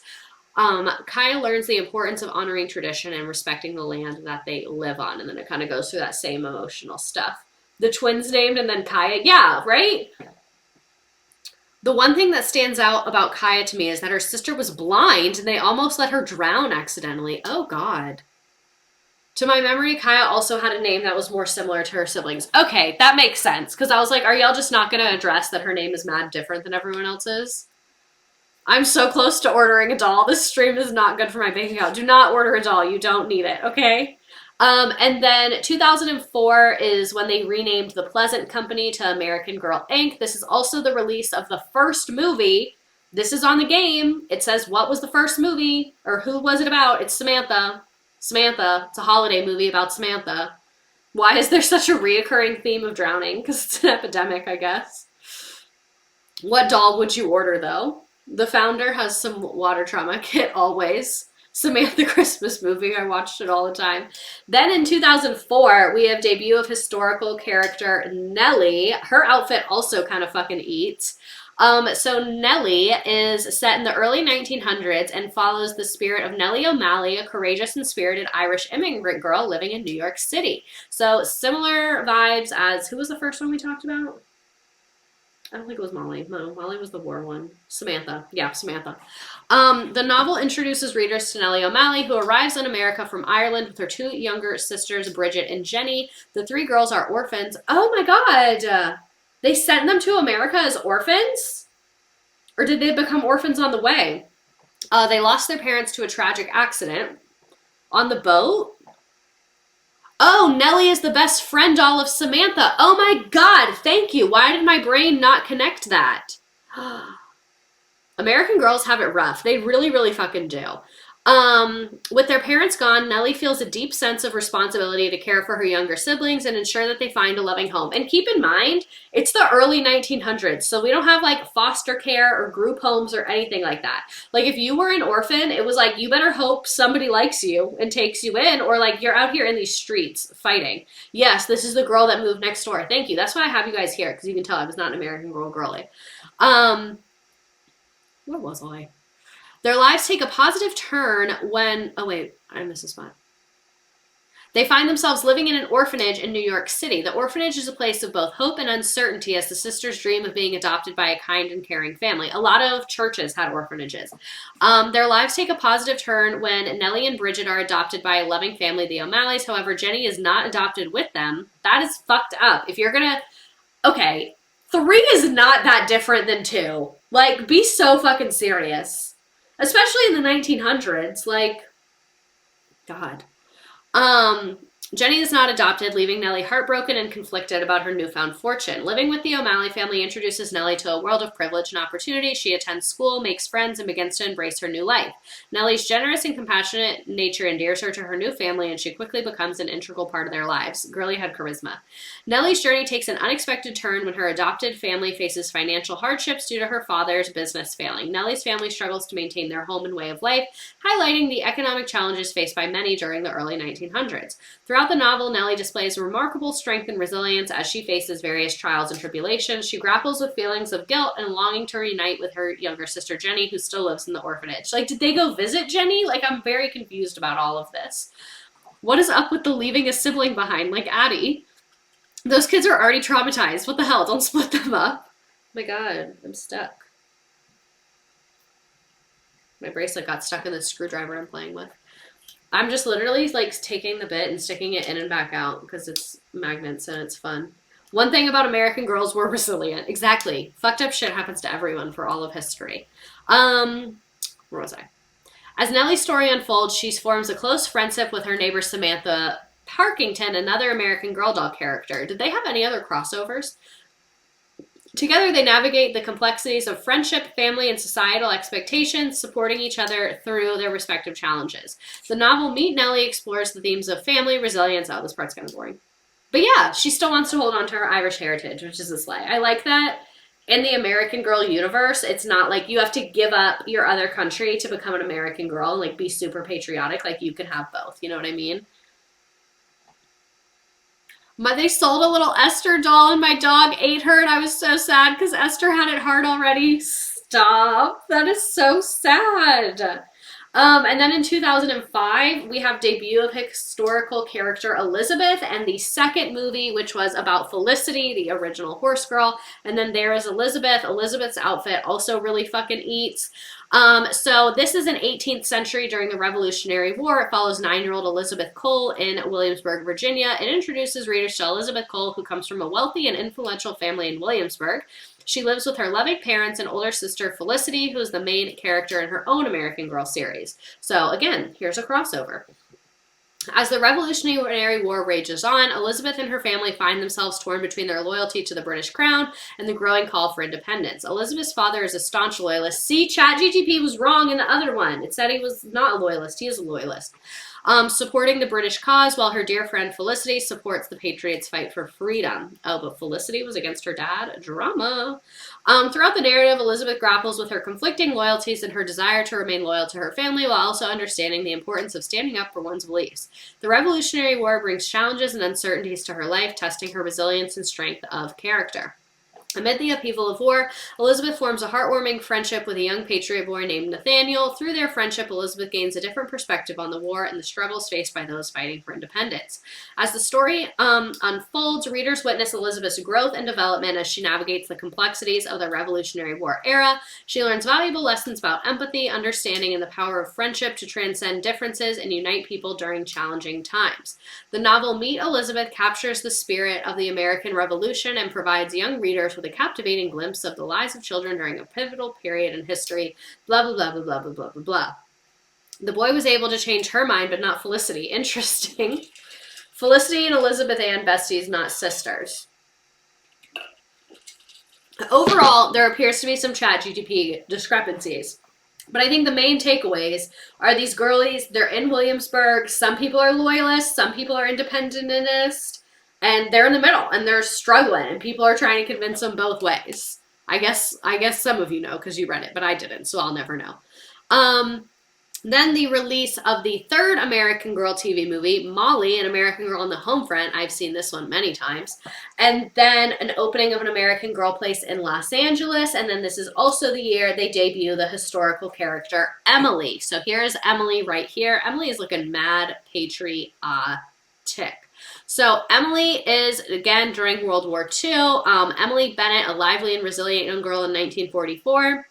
She lives in Chicago. Despite the challenges of war, Emily finds joy in her life and embracing her love for art and creative expression. As World War II rages overseas, the impact of the war is felt even in America, and Emily's family is no exception. Her father is serving in the military overseas, and Emily deeply misses him, anxiously awaiting the news of his well-being.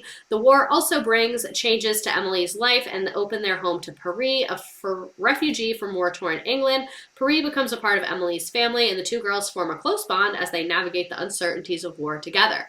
Throughout the narrative, and just for context, England is the ally of the United States during World War II, for anyone that didn't know that. Where was I? She copes with the emotions of missing her father and the experiences of reality of rationing and making do with less during wartime, and grapples with the uncertainties of the future. As Emily's artistic talents flourish, she discovers the power of art to express her feelings and bring comfort during difficult times. Her creative pursuits become a source of solace and means of connecting with others. The story also highlights the importance of community and support and the strength that comes from family and friendship. Emily's journey is enriched by the caring and supportive relationships she develops with those around her. As the war progresses, Emily's father returns home and celebrates his safe return. The novel emphasizes joy and relief experienced by families when their loved ones come back from war. And then blah, blah, blah, emotional, emotional, emotional. The COVID era dolls are going to be like depressed Barbie, but with a mask. So then they open the American Girl Boutique Bistro in Atlanta and Dallas. They have the historical characters Julie and Ivy. I had a Julie doll. So I wanted to tell you all about this because I very recently had a Julie doll. Because I was not lying when I said I did not have one of these as kids. But then my ex-boyfriend, who he was crazy and super abusive, and that was really not that chill, but his mom was really nice, and to me. And she collected American Girl dolls, and she gave me a Julie doll because she felt bad that I'd never had one as a kid. So she bought me a Julie doll, which was so nice of her. And I completely forgot about it. And then when I moved, I found it and I was like, wow, this actually makes my skin crawl to think about this time in my life. So I gave it away to someone who has a little girl. And it was literally brand new in the box, but I was like, I just want this aura away from me. But then now doing this stream, I kind of wish I kept her to put her in Mike's chair for the stream tonight, you know? I went to the Atlanta Bistro for my 9th birthday, best B-day I've ever had. I like Julie's jeans. And then we also have Ivy. We'll be talking about both of them. You kind of look like Julie. That's what she said. She was like, you need a Julie doll. You're literally Julie. Oh, I fucked up the font here. So Meet Julie is set in the 1970s and follows a determined young girl living in San Francisco. The novel introduces Julie Albright, who lives with her family during a vibrant and progressive city during the 1970s. She's a fun-loving and creative girl who enjoys sports, particularly basketball, and has a passion for photography. As the story unfolds, readers learn that Julie's family is going through a period of change and adjustment. Her parents are divorced, and this has brought some challenges and adjustments to their lives. Julie grapples with feelings of sadness and confusion as the changes in her family dynamic. At the same time, Julie faces changes at school when her best friend, Ivy Ling, is transferred to a different classroom. Julie must navigate the complexities of forming new friendships while cherishing the memories of her friendship with Ivy. Ivy's not dead. She's just in a new class. Jesus. Throughout the narrative, Julie's love for basketball becomes a source of empowerment and self-confidence. She joins a boys' basketball team since there's no girls' teams at her school, demonstrating her determination to challenge gender stereotypes and pursue her passions. As Julie's basketball journey progresses, she faces opposition and discrimination from some boys who do not believe she belongs on the team. However, Julie's talent and perseverance wins the respect of her teammates, and she becomes an integral part of the team. The novel also delves into the social changes and movements of the 1970s, highlighting the importance of embracing diversity and promoting inclusivity. Julie's friendship with Ivy, who is of Chinese descent, serves as a reminder of the power of friendship to bridge cultural barriers and promote understanding. As the story continues, Julie's experiences shape her character and values. She learns the importance of communication, empathy, and supporting her family through times of change. Meet Julie provides young readers with a captivating glimpse into life in the 1970s, a time of cultural shift and social progress. The book celebrates the spirit of empowerment and the values of perseverance, inclusivity, and the strength that comes with embracing one's true self. If I had to pick a time to go live in, like if I had to go live in a different time, I think I would pick 1970s and 80s in San Francisco. I'm going to be honest with you. If it was like misredacted, you cannot live your life, you have to pick a completely different life that's not yours. Different place, different time. That's what I would pick. I'll say that. I will say that. Seems like the best vibe. So let's talk about Ivy. I want to know if I would join a cult. Yeah, I probably would. So Ivy also, obviously, if her story's intertwined, is also in San Francisco in the 1970s. The novel begins with Ivy, a talented gymnast who lives with her loving family, including her parents and 2 older brothers. She cherishes her Chinese heritage and values the traditions passed down by her family. As the story unfolds, readers learn that Ivy's best friend Julie has experienced changes in her life due to her parents' divorce. This has an impact on Ivy as she navigates her feelings of empathy for her friend and complexities of maintaining their friendship during times of change. I also want to talk about how I think it's probably really impactful for girls to read the same story from 2 different perspectives of friends. Even though this isn't like conflict, being able to read a story and being like, this is how a change in one person might affect a friendship, even though nothing happened within the friendship. Like, I just think this is giving girls a lot of emotional intelligence to navigate their friendships, which I think is really cool and dope. Throughout the narrative, Ivy's passion for gymnastics takes center stage. She dreams of becoming a professional gymnast, and her dedication and hard work shine through as she trains tirelessly to achieve her goals. As her journey continues, readers are introduced to challenges she faces as a Chinese American girl. She experiences instances of racism and discrimination, both from classmates at school and strangers in public places. However, Ivy's strength and resilience shine through as she stands up to these prejudices and embraces her cultural identity with pride.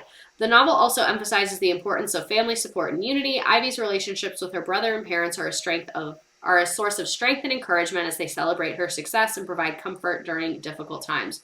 Boys really needed this too. Oh, that could be a whole other stream, how men are in crisis and boys literally do need this. But apparently, they did make a Care and Keeping of You for boys. I kind of want to read it. Oh, I should make my sister read it. She has a son. Better. I'm not gonna tell anyone about this, and I'm just gonna buy it for him later. Where am I? Oh, it's just the ending part where it like repeats the exact same things. Take a shot every time American Girl doll says brave or resilience. I would black out. They also made boy dolls and they kind of flopped.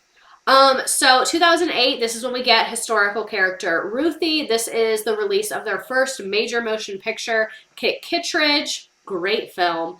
They open an American Girl store in Boston, Minneapolis, and in Chicago. So let's talk about Ruthie. Ruthie lives with her loving family in the Great Depression. 1930s, including her parents and older brother Sonny. The Smithens are going through financial hardships due to the challenges of the Great Depression. As the story unfolds, readers learn Ruthie's passions for performing and entertaining others. She dreams of becoming a stage actress one day, and her creativity and talent shine through as she puts on plays and shows for her family and friends. Throughout the narrative, Ruthie's friendships with her best friend Kit Kittredge take center stage. Another crossover. The two girls share a strong bond and support each other through difficulties of the Great Depression. They work together to find creative solutions to their problems and cherish the joys of friendship during challenging times. As Ruthie's journey continues, readers witness the impact of the Great Depression on her family. Her father loses his job. Happened to a lot of people then. And the family struggles to make ends meet. Ruthie must navigate the emotions of disappointment and fear while finding ways to contribute to the family's well-being. The novel also emphasizes the importance of resourcefulness and resilience during times of hardship. Ruthie and Kit join forces to raise money for a local charity to help those in need, showcasing their determination to make a positive impact on their community. As the story progresses, Ruthie's dream of becoming an actress takes a new direction when she gets the opportunity to audition for a radio show. This chance leads to new experiences and challenges as Ruthie navigates the excitement and pressures of the audition process. Meet Ruthie provides young readers with a captivating look into the Great Depression, exploring themes of friendship, resilience, and the power of imagination. Blah, blah, blah, emotion, whatever. Honestly, the American Girl doll cinematic universe never misses. The original theater kid. Stop. Then we have historical character Rebecca and the Girl of the Year Krissa, and the DVD Krissa Stands Strong. And this is when they archive the historical character Samantha, which is why I guess Samantha cost thousands of dollars online. So Rebecca is a 9-year-old Jewish girl living in New York City in 1914. She lives with her parents and two older sisters, Anna and Sadie. The Rubin family cherishes their Jewish heritage and traditions. Why do I keep burping? Jewish heritages and traditions, and Rebecca is excited to be a part of the family's celebrations and rituals. As the story unfolds, readers learn about Rebecca's love for acting and performing, and she dreams of becoming an actress on stage, and it's inspired by the renowned actress Sarah Bernhardt. What's the actress obsession? Throughout the narrative, Rebecca's friendships with her neighbor Anna take center stage. The two girls share a strong bond and often play in their apartment building. Rebecca's family also welcomes Missy Malone, a new immigrant from Ireland, into their home, showcasing their kindness and compassion for others. As Rebecca's journey continues, readers witness the challenges faced by immigrant families during this time. The Rubens experience financial difficulties due to World War I, and Rebecca must navigate emotions of fear and uncertainty. The actress that played Krissa is insane nowadays. Oh, really? The novel also emphasizes the importance of family and cultural heritage. That's like a big theme I'm seeing. Rebecca's family celebrates Jewish traditions and cherishes their identity as Jewish immigrants living in America. Through Rebecca's experiences, readers learn about the rich traditions and customs of the Jewish community in the early 20th century New York. As the story progresses, Rebecca's dream of becoming an actress takes a new direction when she gets the opportunity to audition for a film. It kind of feels like they copy and pasted the last story a little bit. I'm not going to lie. Did some writers quit? Is this during a writer's strike? Like, what's going on here? That's not insane. She made a TikTok mocking Amber Heard. Oh, Jesus. Meet Rebecca. Oh, wait, I think I already read that. But yeah, kind of just more of the reiterating thing of family, your heritage, all that we see in a lot of the American Girl doll universe. Horses, art, theater, dance, gymnastics, or skating. Hey, Julie played basketball, okay? challenge gender stereotypes. Then in 2016, they came out with Welly Wishers, who were 14-inch character dolls for girls aged 4 to 7. And then in 2017, they had Create Your Own dolls, where you could make a doll that looked just like you, I think.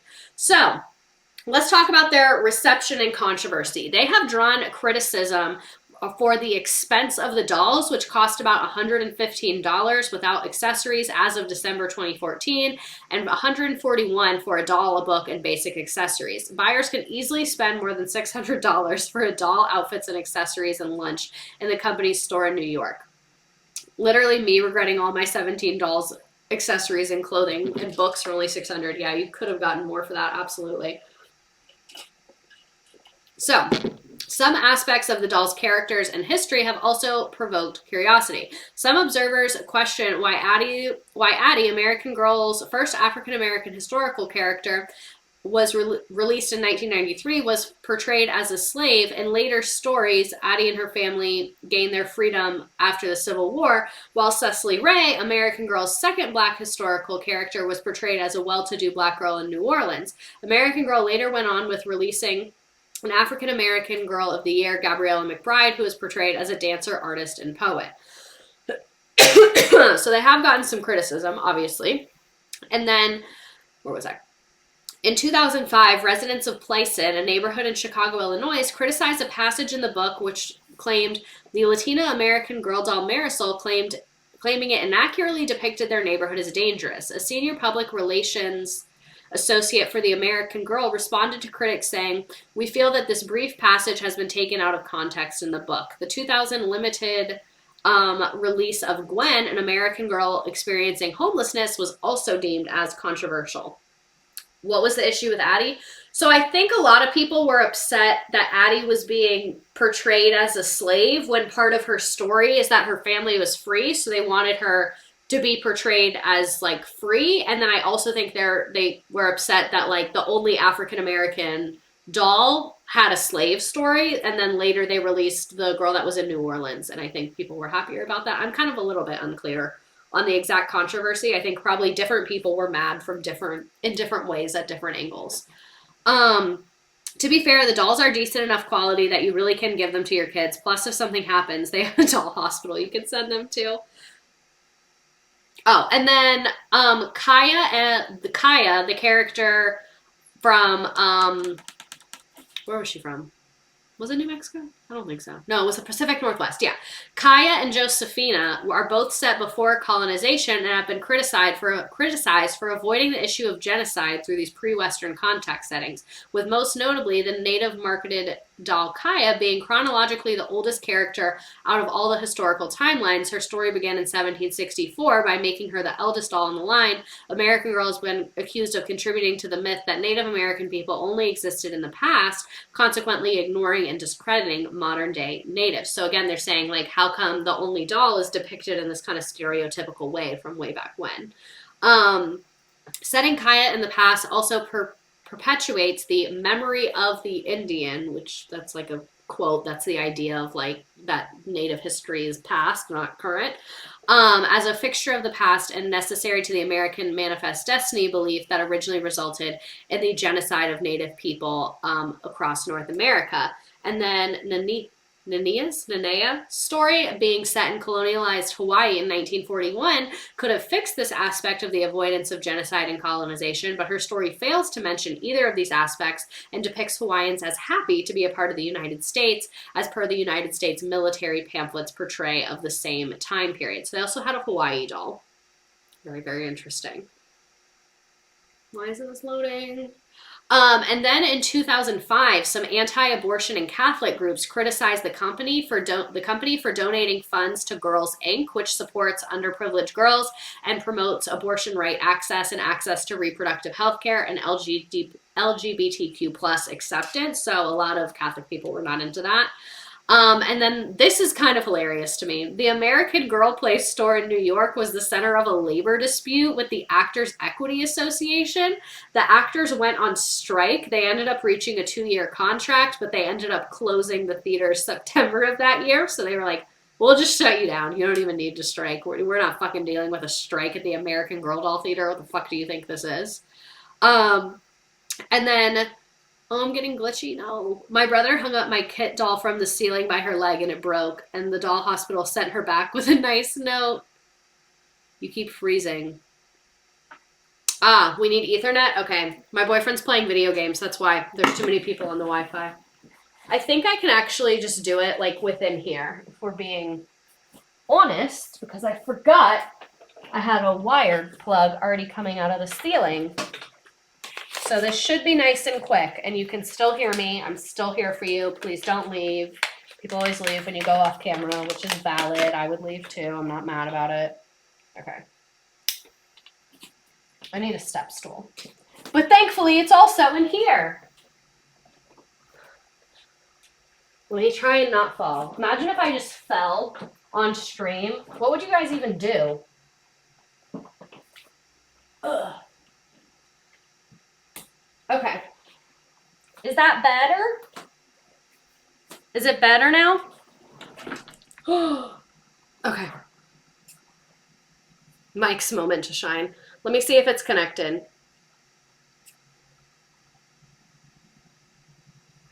Okay. Woo! We are in business, ladies. Okay, much better. There we go. So yeah, they had an actors strike at the American Girl Store Theater, which is hilarious. And then the 2020 Girl of the Year, Keira Bailey, has a storyline that focuses on her journey to Australia with her mom, where they plan to work at an animal sanctuary, which is owned by her married aunts, Mammy and Lynette. The lesbian couple garnered a negative reception from conservative groups such as 1 Million Moms, who called for the boycott of the brand. American Girl Doll News continued to show support for Kyra, with published an article titled "Why Kyra's Aunts Mean the World to Me," which discusses the joy of an admin to see representation.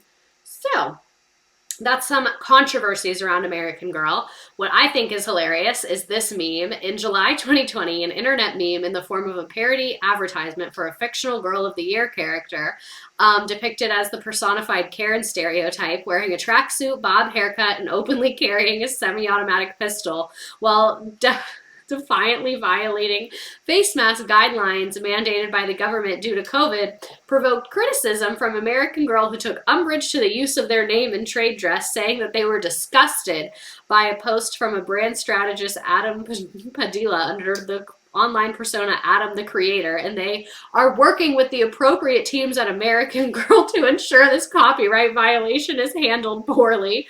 So, like, clearly they did not get the joke, and I don't think you can sue someone for copyright for this because he wasn't selling anything. It was just a meme. So it says, "Meet Karen, 2020 Girl of the Year.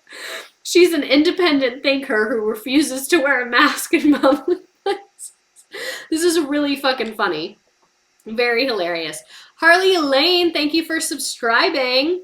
I caught a callback for the AG show in NYC and wanted it so bad I think it triggered my clinical anxiety at 10 years old when I didn't get it. Wait, the kids were acting? I just assumed it was adults. Also, I really wanted to include every historic character doll, but we would literally be here all night, so I figured we can just look at them on the website. So this is Isabel and Nikki. They're 1999, which is like really fucked up that they're a historical character of year 1999. Like, y'all were coming out with Great Depression dolls. I guess Julie was a recent doll. It was kids. One of my friends was an actress. Isabel and Nikki, they're twins. Oh, is this who's based off Mary-Kate and Ashley? That makes sense. We have Courtney. She's 1986. I kind of like her stuff that she has with her. That's kind of cool. Julie, we already talked about. Melody Ellison, she's from 1964. Aw, people donated on Venmo. What else do we have? Thank you, Lisa, for $5. Thank you, Abigail, for $2. Thank you, Julie, for a gift. We love, we love, we love. You're still really glitchy? Well, that's fucking lame. I don't know what to do. Melody is slaying, though. Mary Ellen, 1954. Mary Ellen looks like she comes from a racist family. We already know about Molly. Where are the other ones? Where's the Hawaiian girl? Oh, Nanea. Melody is so cute. Really is. It's better than it was? Okay, good. She joins the war effort when Hawaii is attacked. I guess this is also in World War II. Any other dolls we need to discuss here? We already talked about Kit. Who's Claudie? I think we talked about Rebecca. We talked about Addie. We talked about Josefina. She's an imaginative girl determined to save her home in Harlem. Oh, in 1922. Oh, I kind of wish we had done these. I want to read these books too, but we've already been here for almost 2 hours. We talked about Kaya. Okay, that's all of them. I want to like learn a little bit more about them though. Sorry, we're going to be here longer. I'm literally looking it up on ChatGPT again. Oh, I don't want to log in. Continue with Google. I fucking guess. Nah, I'm just gonna write it quick and we'll read it quick. Okay. Robots. Okay. So there we go. That's embarrassing. You guys can see my ChatGPT descriptions. Let me just scoot that over. So, where am I? The story's set in 1941 in Hawaii. Nanea Mitchell is a 9-year-old girl. The bombing of Pearl Harbor. Okay, so that's her vibes. That's her vibes. Got it. She learns about friendship and compassion and the importance of coming together during times of adversity. It provides, yeah, so they like really didn't address the whole like Hawaii colonialism thing in any way, shape, or form. Let's look up Cloudy. Cloudy, probably. Is the Click movie related to the American Girl? No. This is just updated to 2021, so we don't have the Cloudy story on ChatGPT. Who else was on here that was new? Someone that looked really cute. What was her name? She was in Harlem. Melody.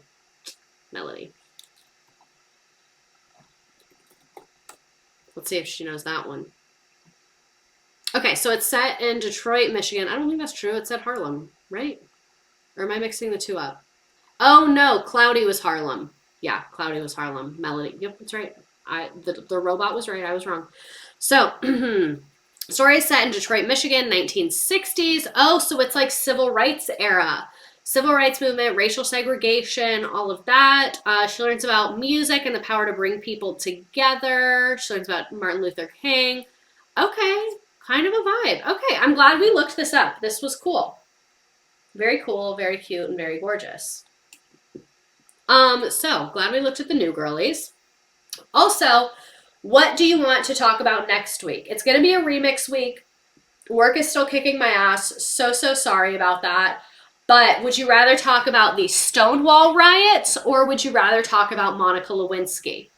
So if you are not on Nearpod, let me go ahead and put it in and then we'll do the game in a couple seconds. But go ahead and vote in this poll. Tanks. Go ahead and vote in this poll. Go to join.nearpod.com and enter the code IXAWADW. Sorry. IXADW. So I'll give people a couple seconds to go in and vote. Can we do the Click book series? So apparently the author wrote them as a joke, but then people like ate them up. And for those of you that are afraid to go on Nearpod, you don't have to make an account. It's free. You don't have to put in a credit card. There's no free trial. It's just free. Well, Nearpod gave it to me for free, but it costs money for like the presenter, but for you guys, free, no email, no account. They will never contact you. They will never text you. Nothing of the sort. Like literally the chat is so split between Monica and the Stonewall riots. I'll give people a couple more minutes to join the Nearpod.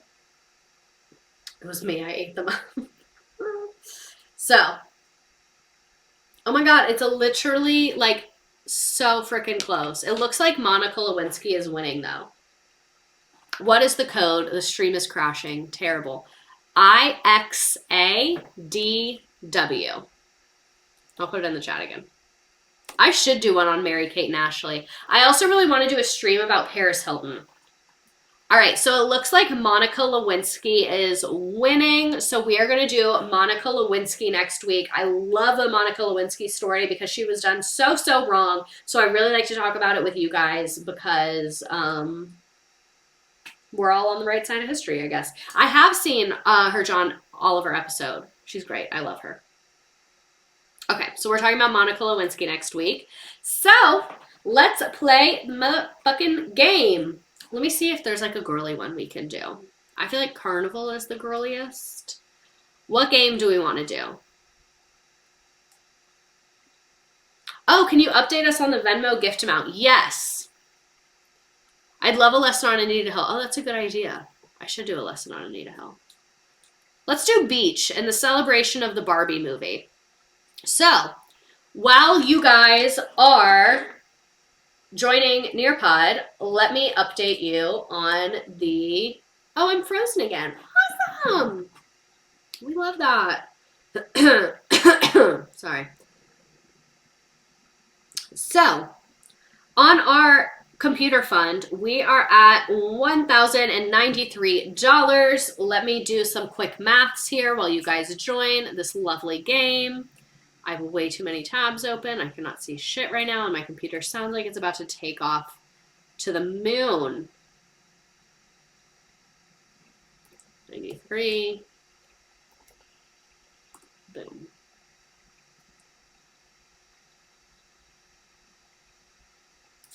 Alrighty, I'll give people a couple more seconds to join the game, and then we'll get into this frickin' party.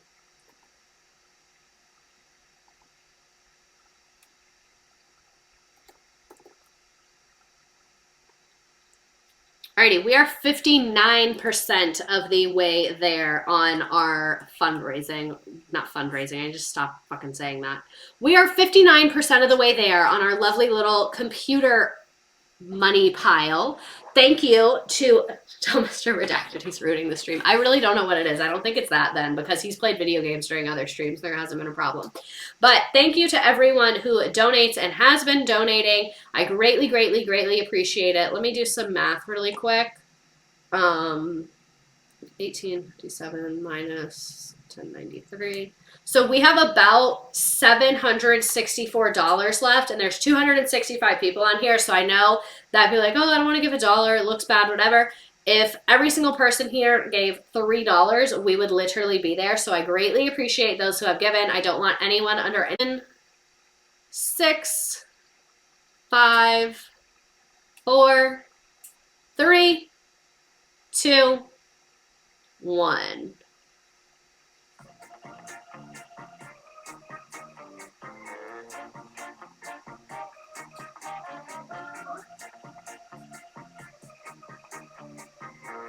And there's your updated graphic. You guys are saying that I disappeared.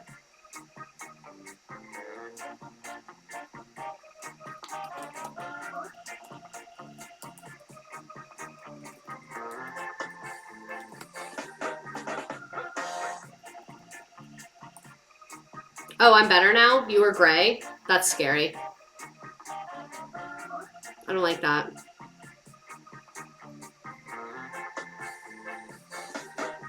Today is like a flop era. Okay, I'm glad I'm back now. And my Venmo is at redacted_parking-lot. And please put the word gift so that the IRS knows that it's a gift and you already paid taxes on it. So I don't need to, because it's a gift and you literally already paid your taxes on it, hopefully. And if you forgot to put the word gift, no big deal. It's totally fine. It's just if every single person forgot to put the word gift, that would be a problem. It's not a quiz. It's a fun trivia game, okay? And one day, if I get more famouser, I want to get like a brand deal collab for every week where the winner gets like some kind of cool prize. I put happy birthday. I feel like the IRS would recognize that as a gift. So you're all good. Thank you, Kristen. Thank you, Brianna. Thank you, Mara. I appreciate. Kristen coming through with the $20. Okay, Kristen. Love to hear it. Love to see it. I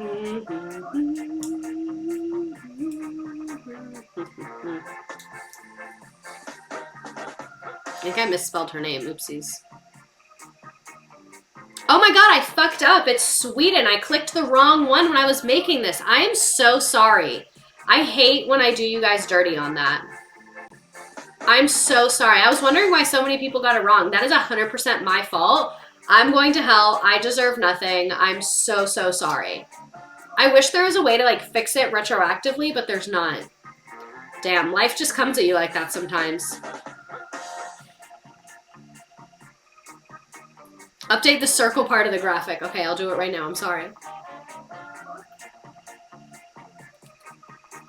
I can never find it. It always takes a minute. And I favorited it, but I can't find where I favorited it. You made up for it with Bitchy Baby. Thank you.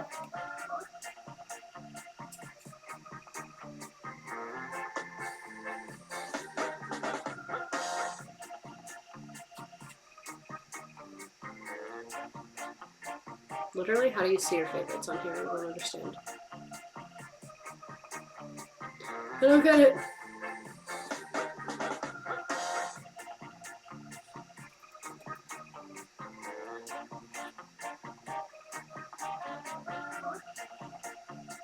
I'm trying to find it. I can't find it. I can never find it.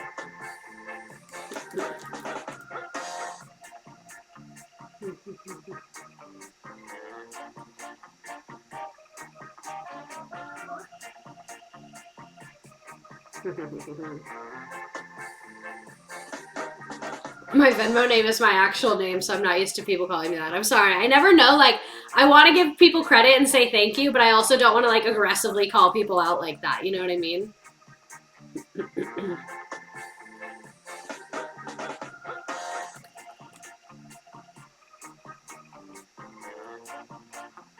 Yeah, I cannot find my little circle. Ugh, lame. I can't remember what it looks like. Or I can remember what it looks like. I can't remember what I searched for it.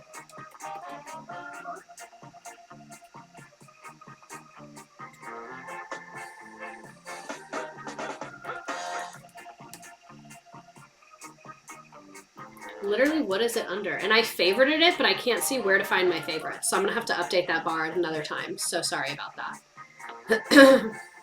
I appreciate it. Just don't know how to change it instead of my government name.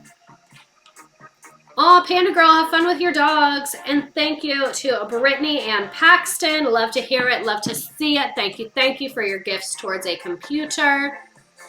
Yes, the first American Girl movie was about Samantha. Also, for those of you on TikTok, I'm going to say bye-bye to you. Love you so much. There weren't that many people on TikTok.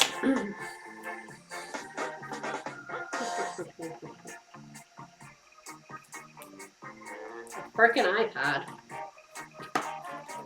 Which doll did Redacted have as an adult? Not a child. Never had a doll as a child. Well, I had dolls, just not American Girl dolls.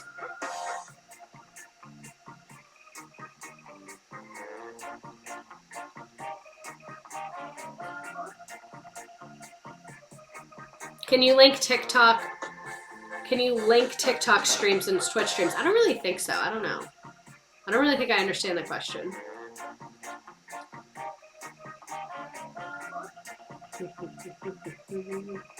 And what are we doing next week?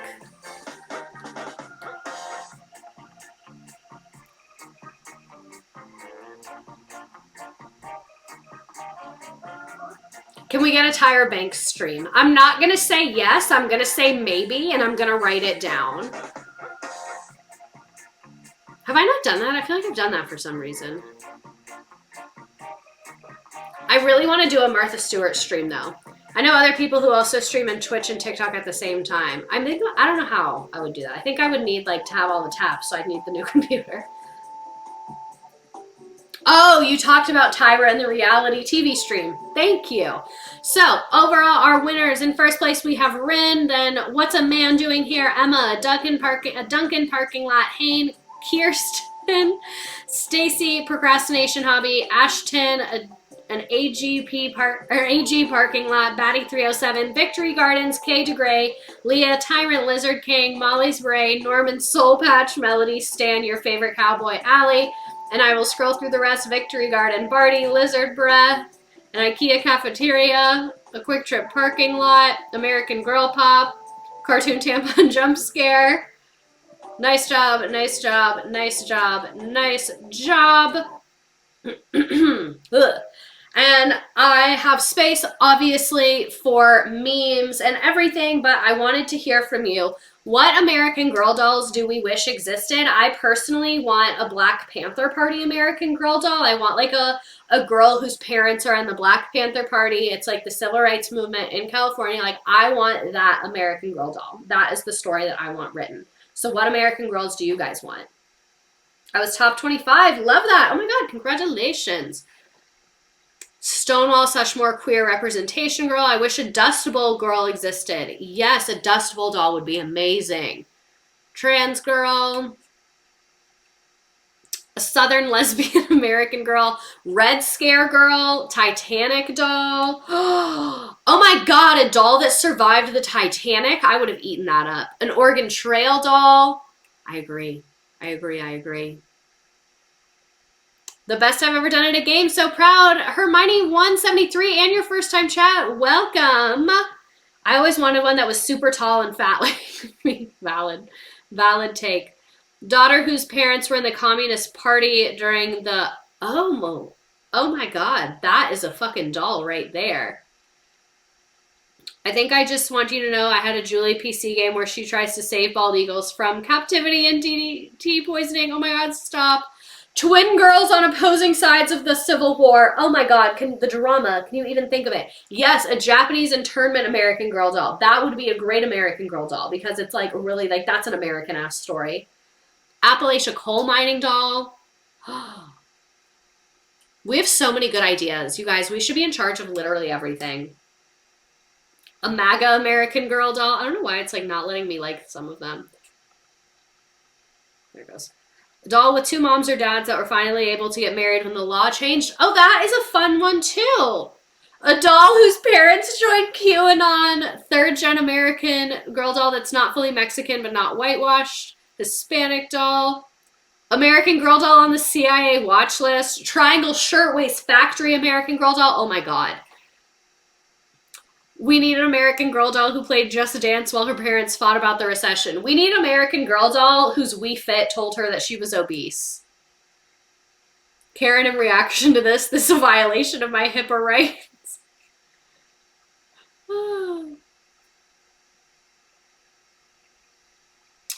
Hey, y'all know this has nothing to do with American Girl doll, but need some advice on not getting refunded for housing. I didn't use if anyone can help. My Snap is Elliot Spade or my TikTok is Belly at 420. All right, if anyone has expertise in that.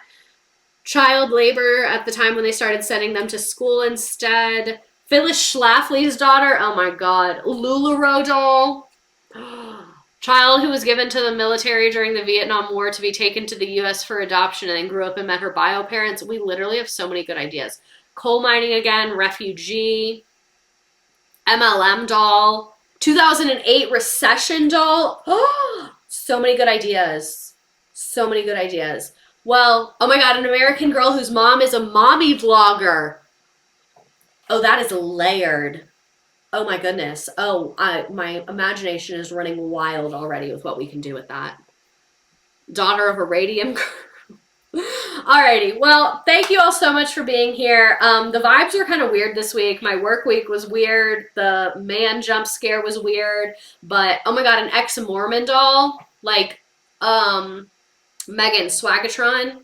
You guys know what I'm talking about on TikTok? We need her as an American Girl doll. Civilian Conservation Corps related. But thank you all so much for being here. Even though the vibes got kind of weird a couple times, my curtain fell, the ethernet was fucked up, all the things. My head is like not really in the greatest place right now.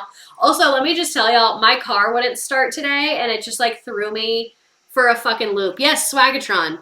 My car didn't start today. It just like threw me for a loop. I had to take an Uber to work. My boyfriend picked me up from work. The car guy left literally like 10 minutes before I started streaming. So it was just like a lot happening at once. Nothing is that bad. It's just like a lot of things at one time. But this is always a really, really fun part of my week. So thank you so much for being here. We're here every single Wednesday at 7 p.m.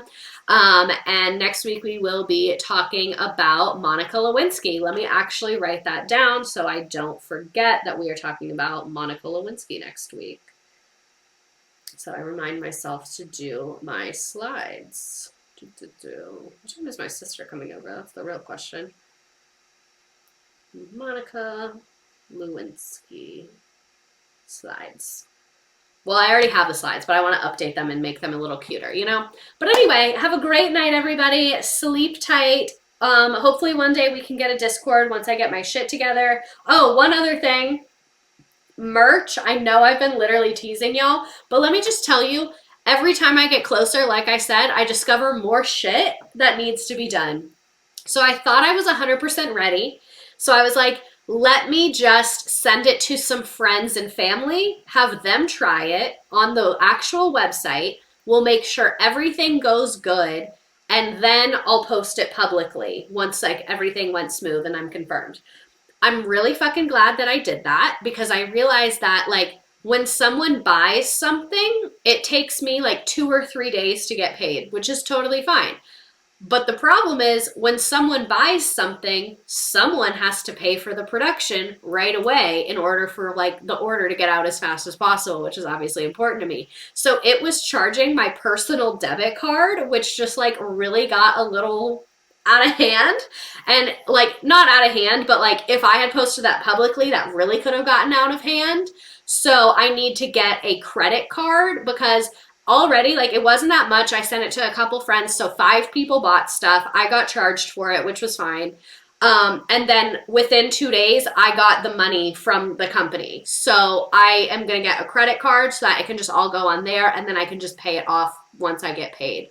Yeah, the overdraft could really get out of hand. So that's what I mean when I say like every step of the process I just discover more things that need to be done, which is fine. I'm learning a lot, but this was way fucking harder than I expected. But that's fine. And so thank you for your patience, but it should be soon because my little test run, they should be getting their orders within a week or so, and then I'm gonna fill out the credit card stuff this weekend and get that going. So that once those two things, like once I confirm everyone received their stuff, it was the right size, the process was easy, check that box, and then I get my credit card, we'll be golden. So thank you so, so much for being here. Like I said, this is usually my favorite part of my week, and this week was no exception. So thank you for being here for the American Girl Doll stream. And I hope everybody sleeps tight and has a great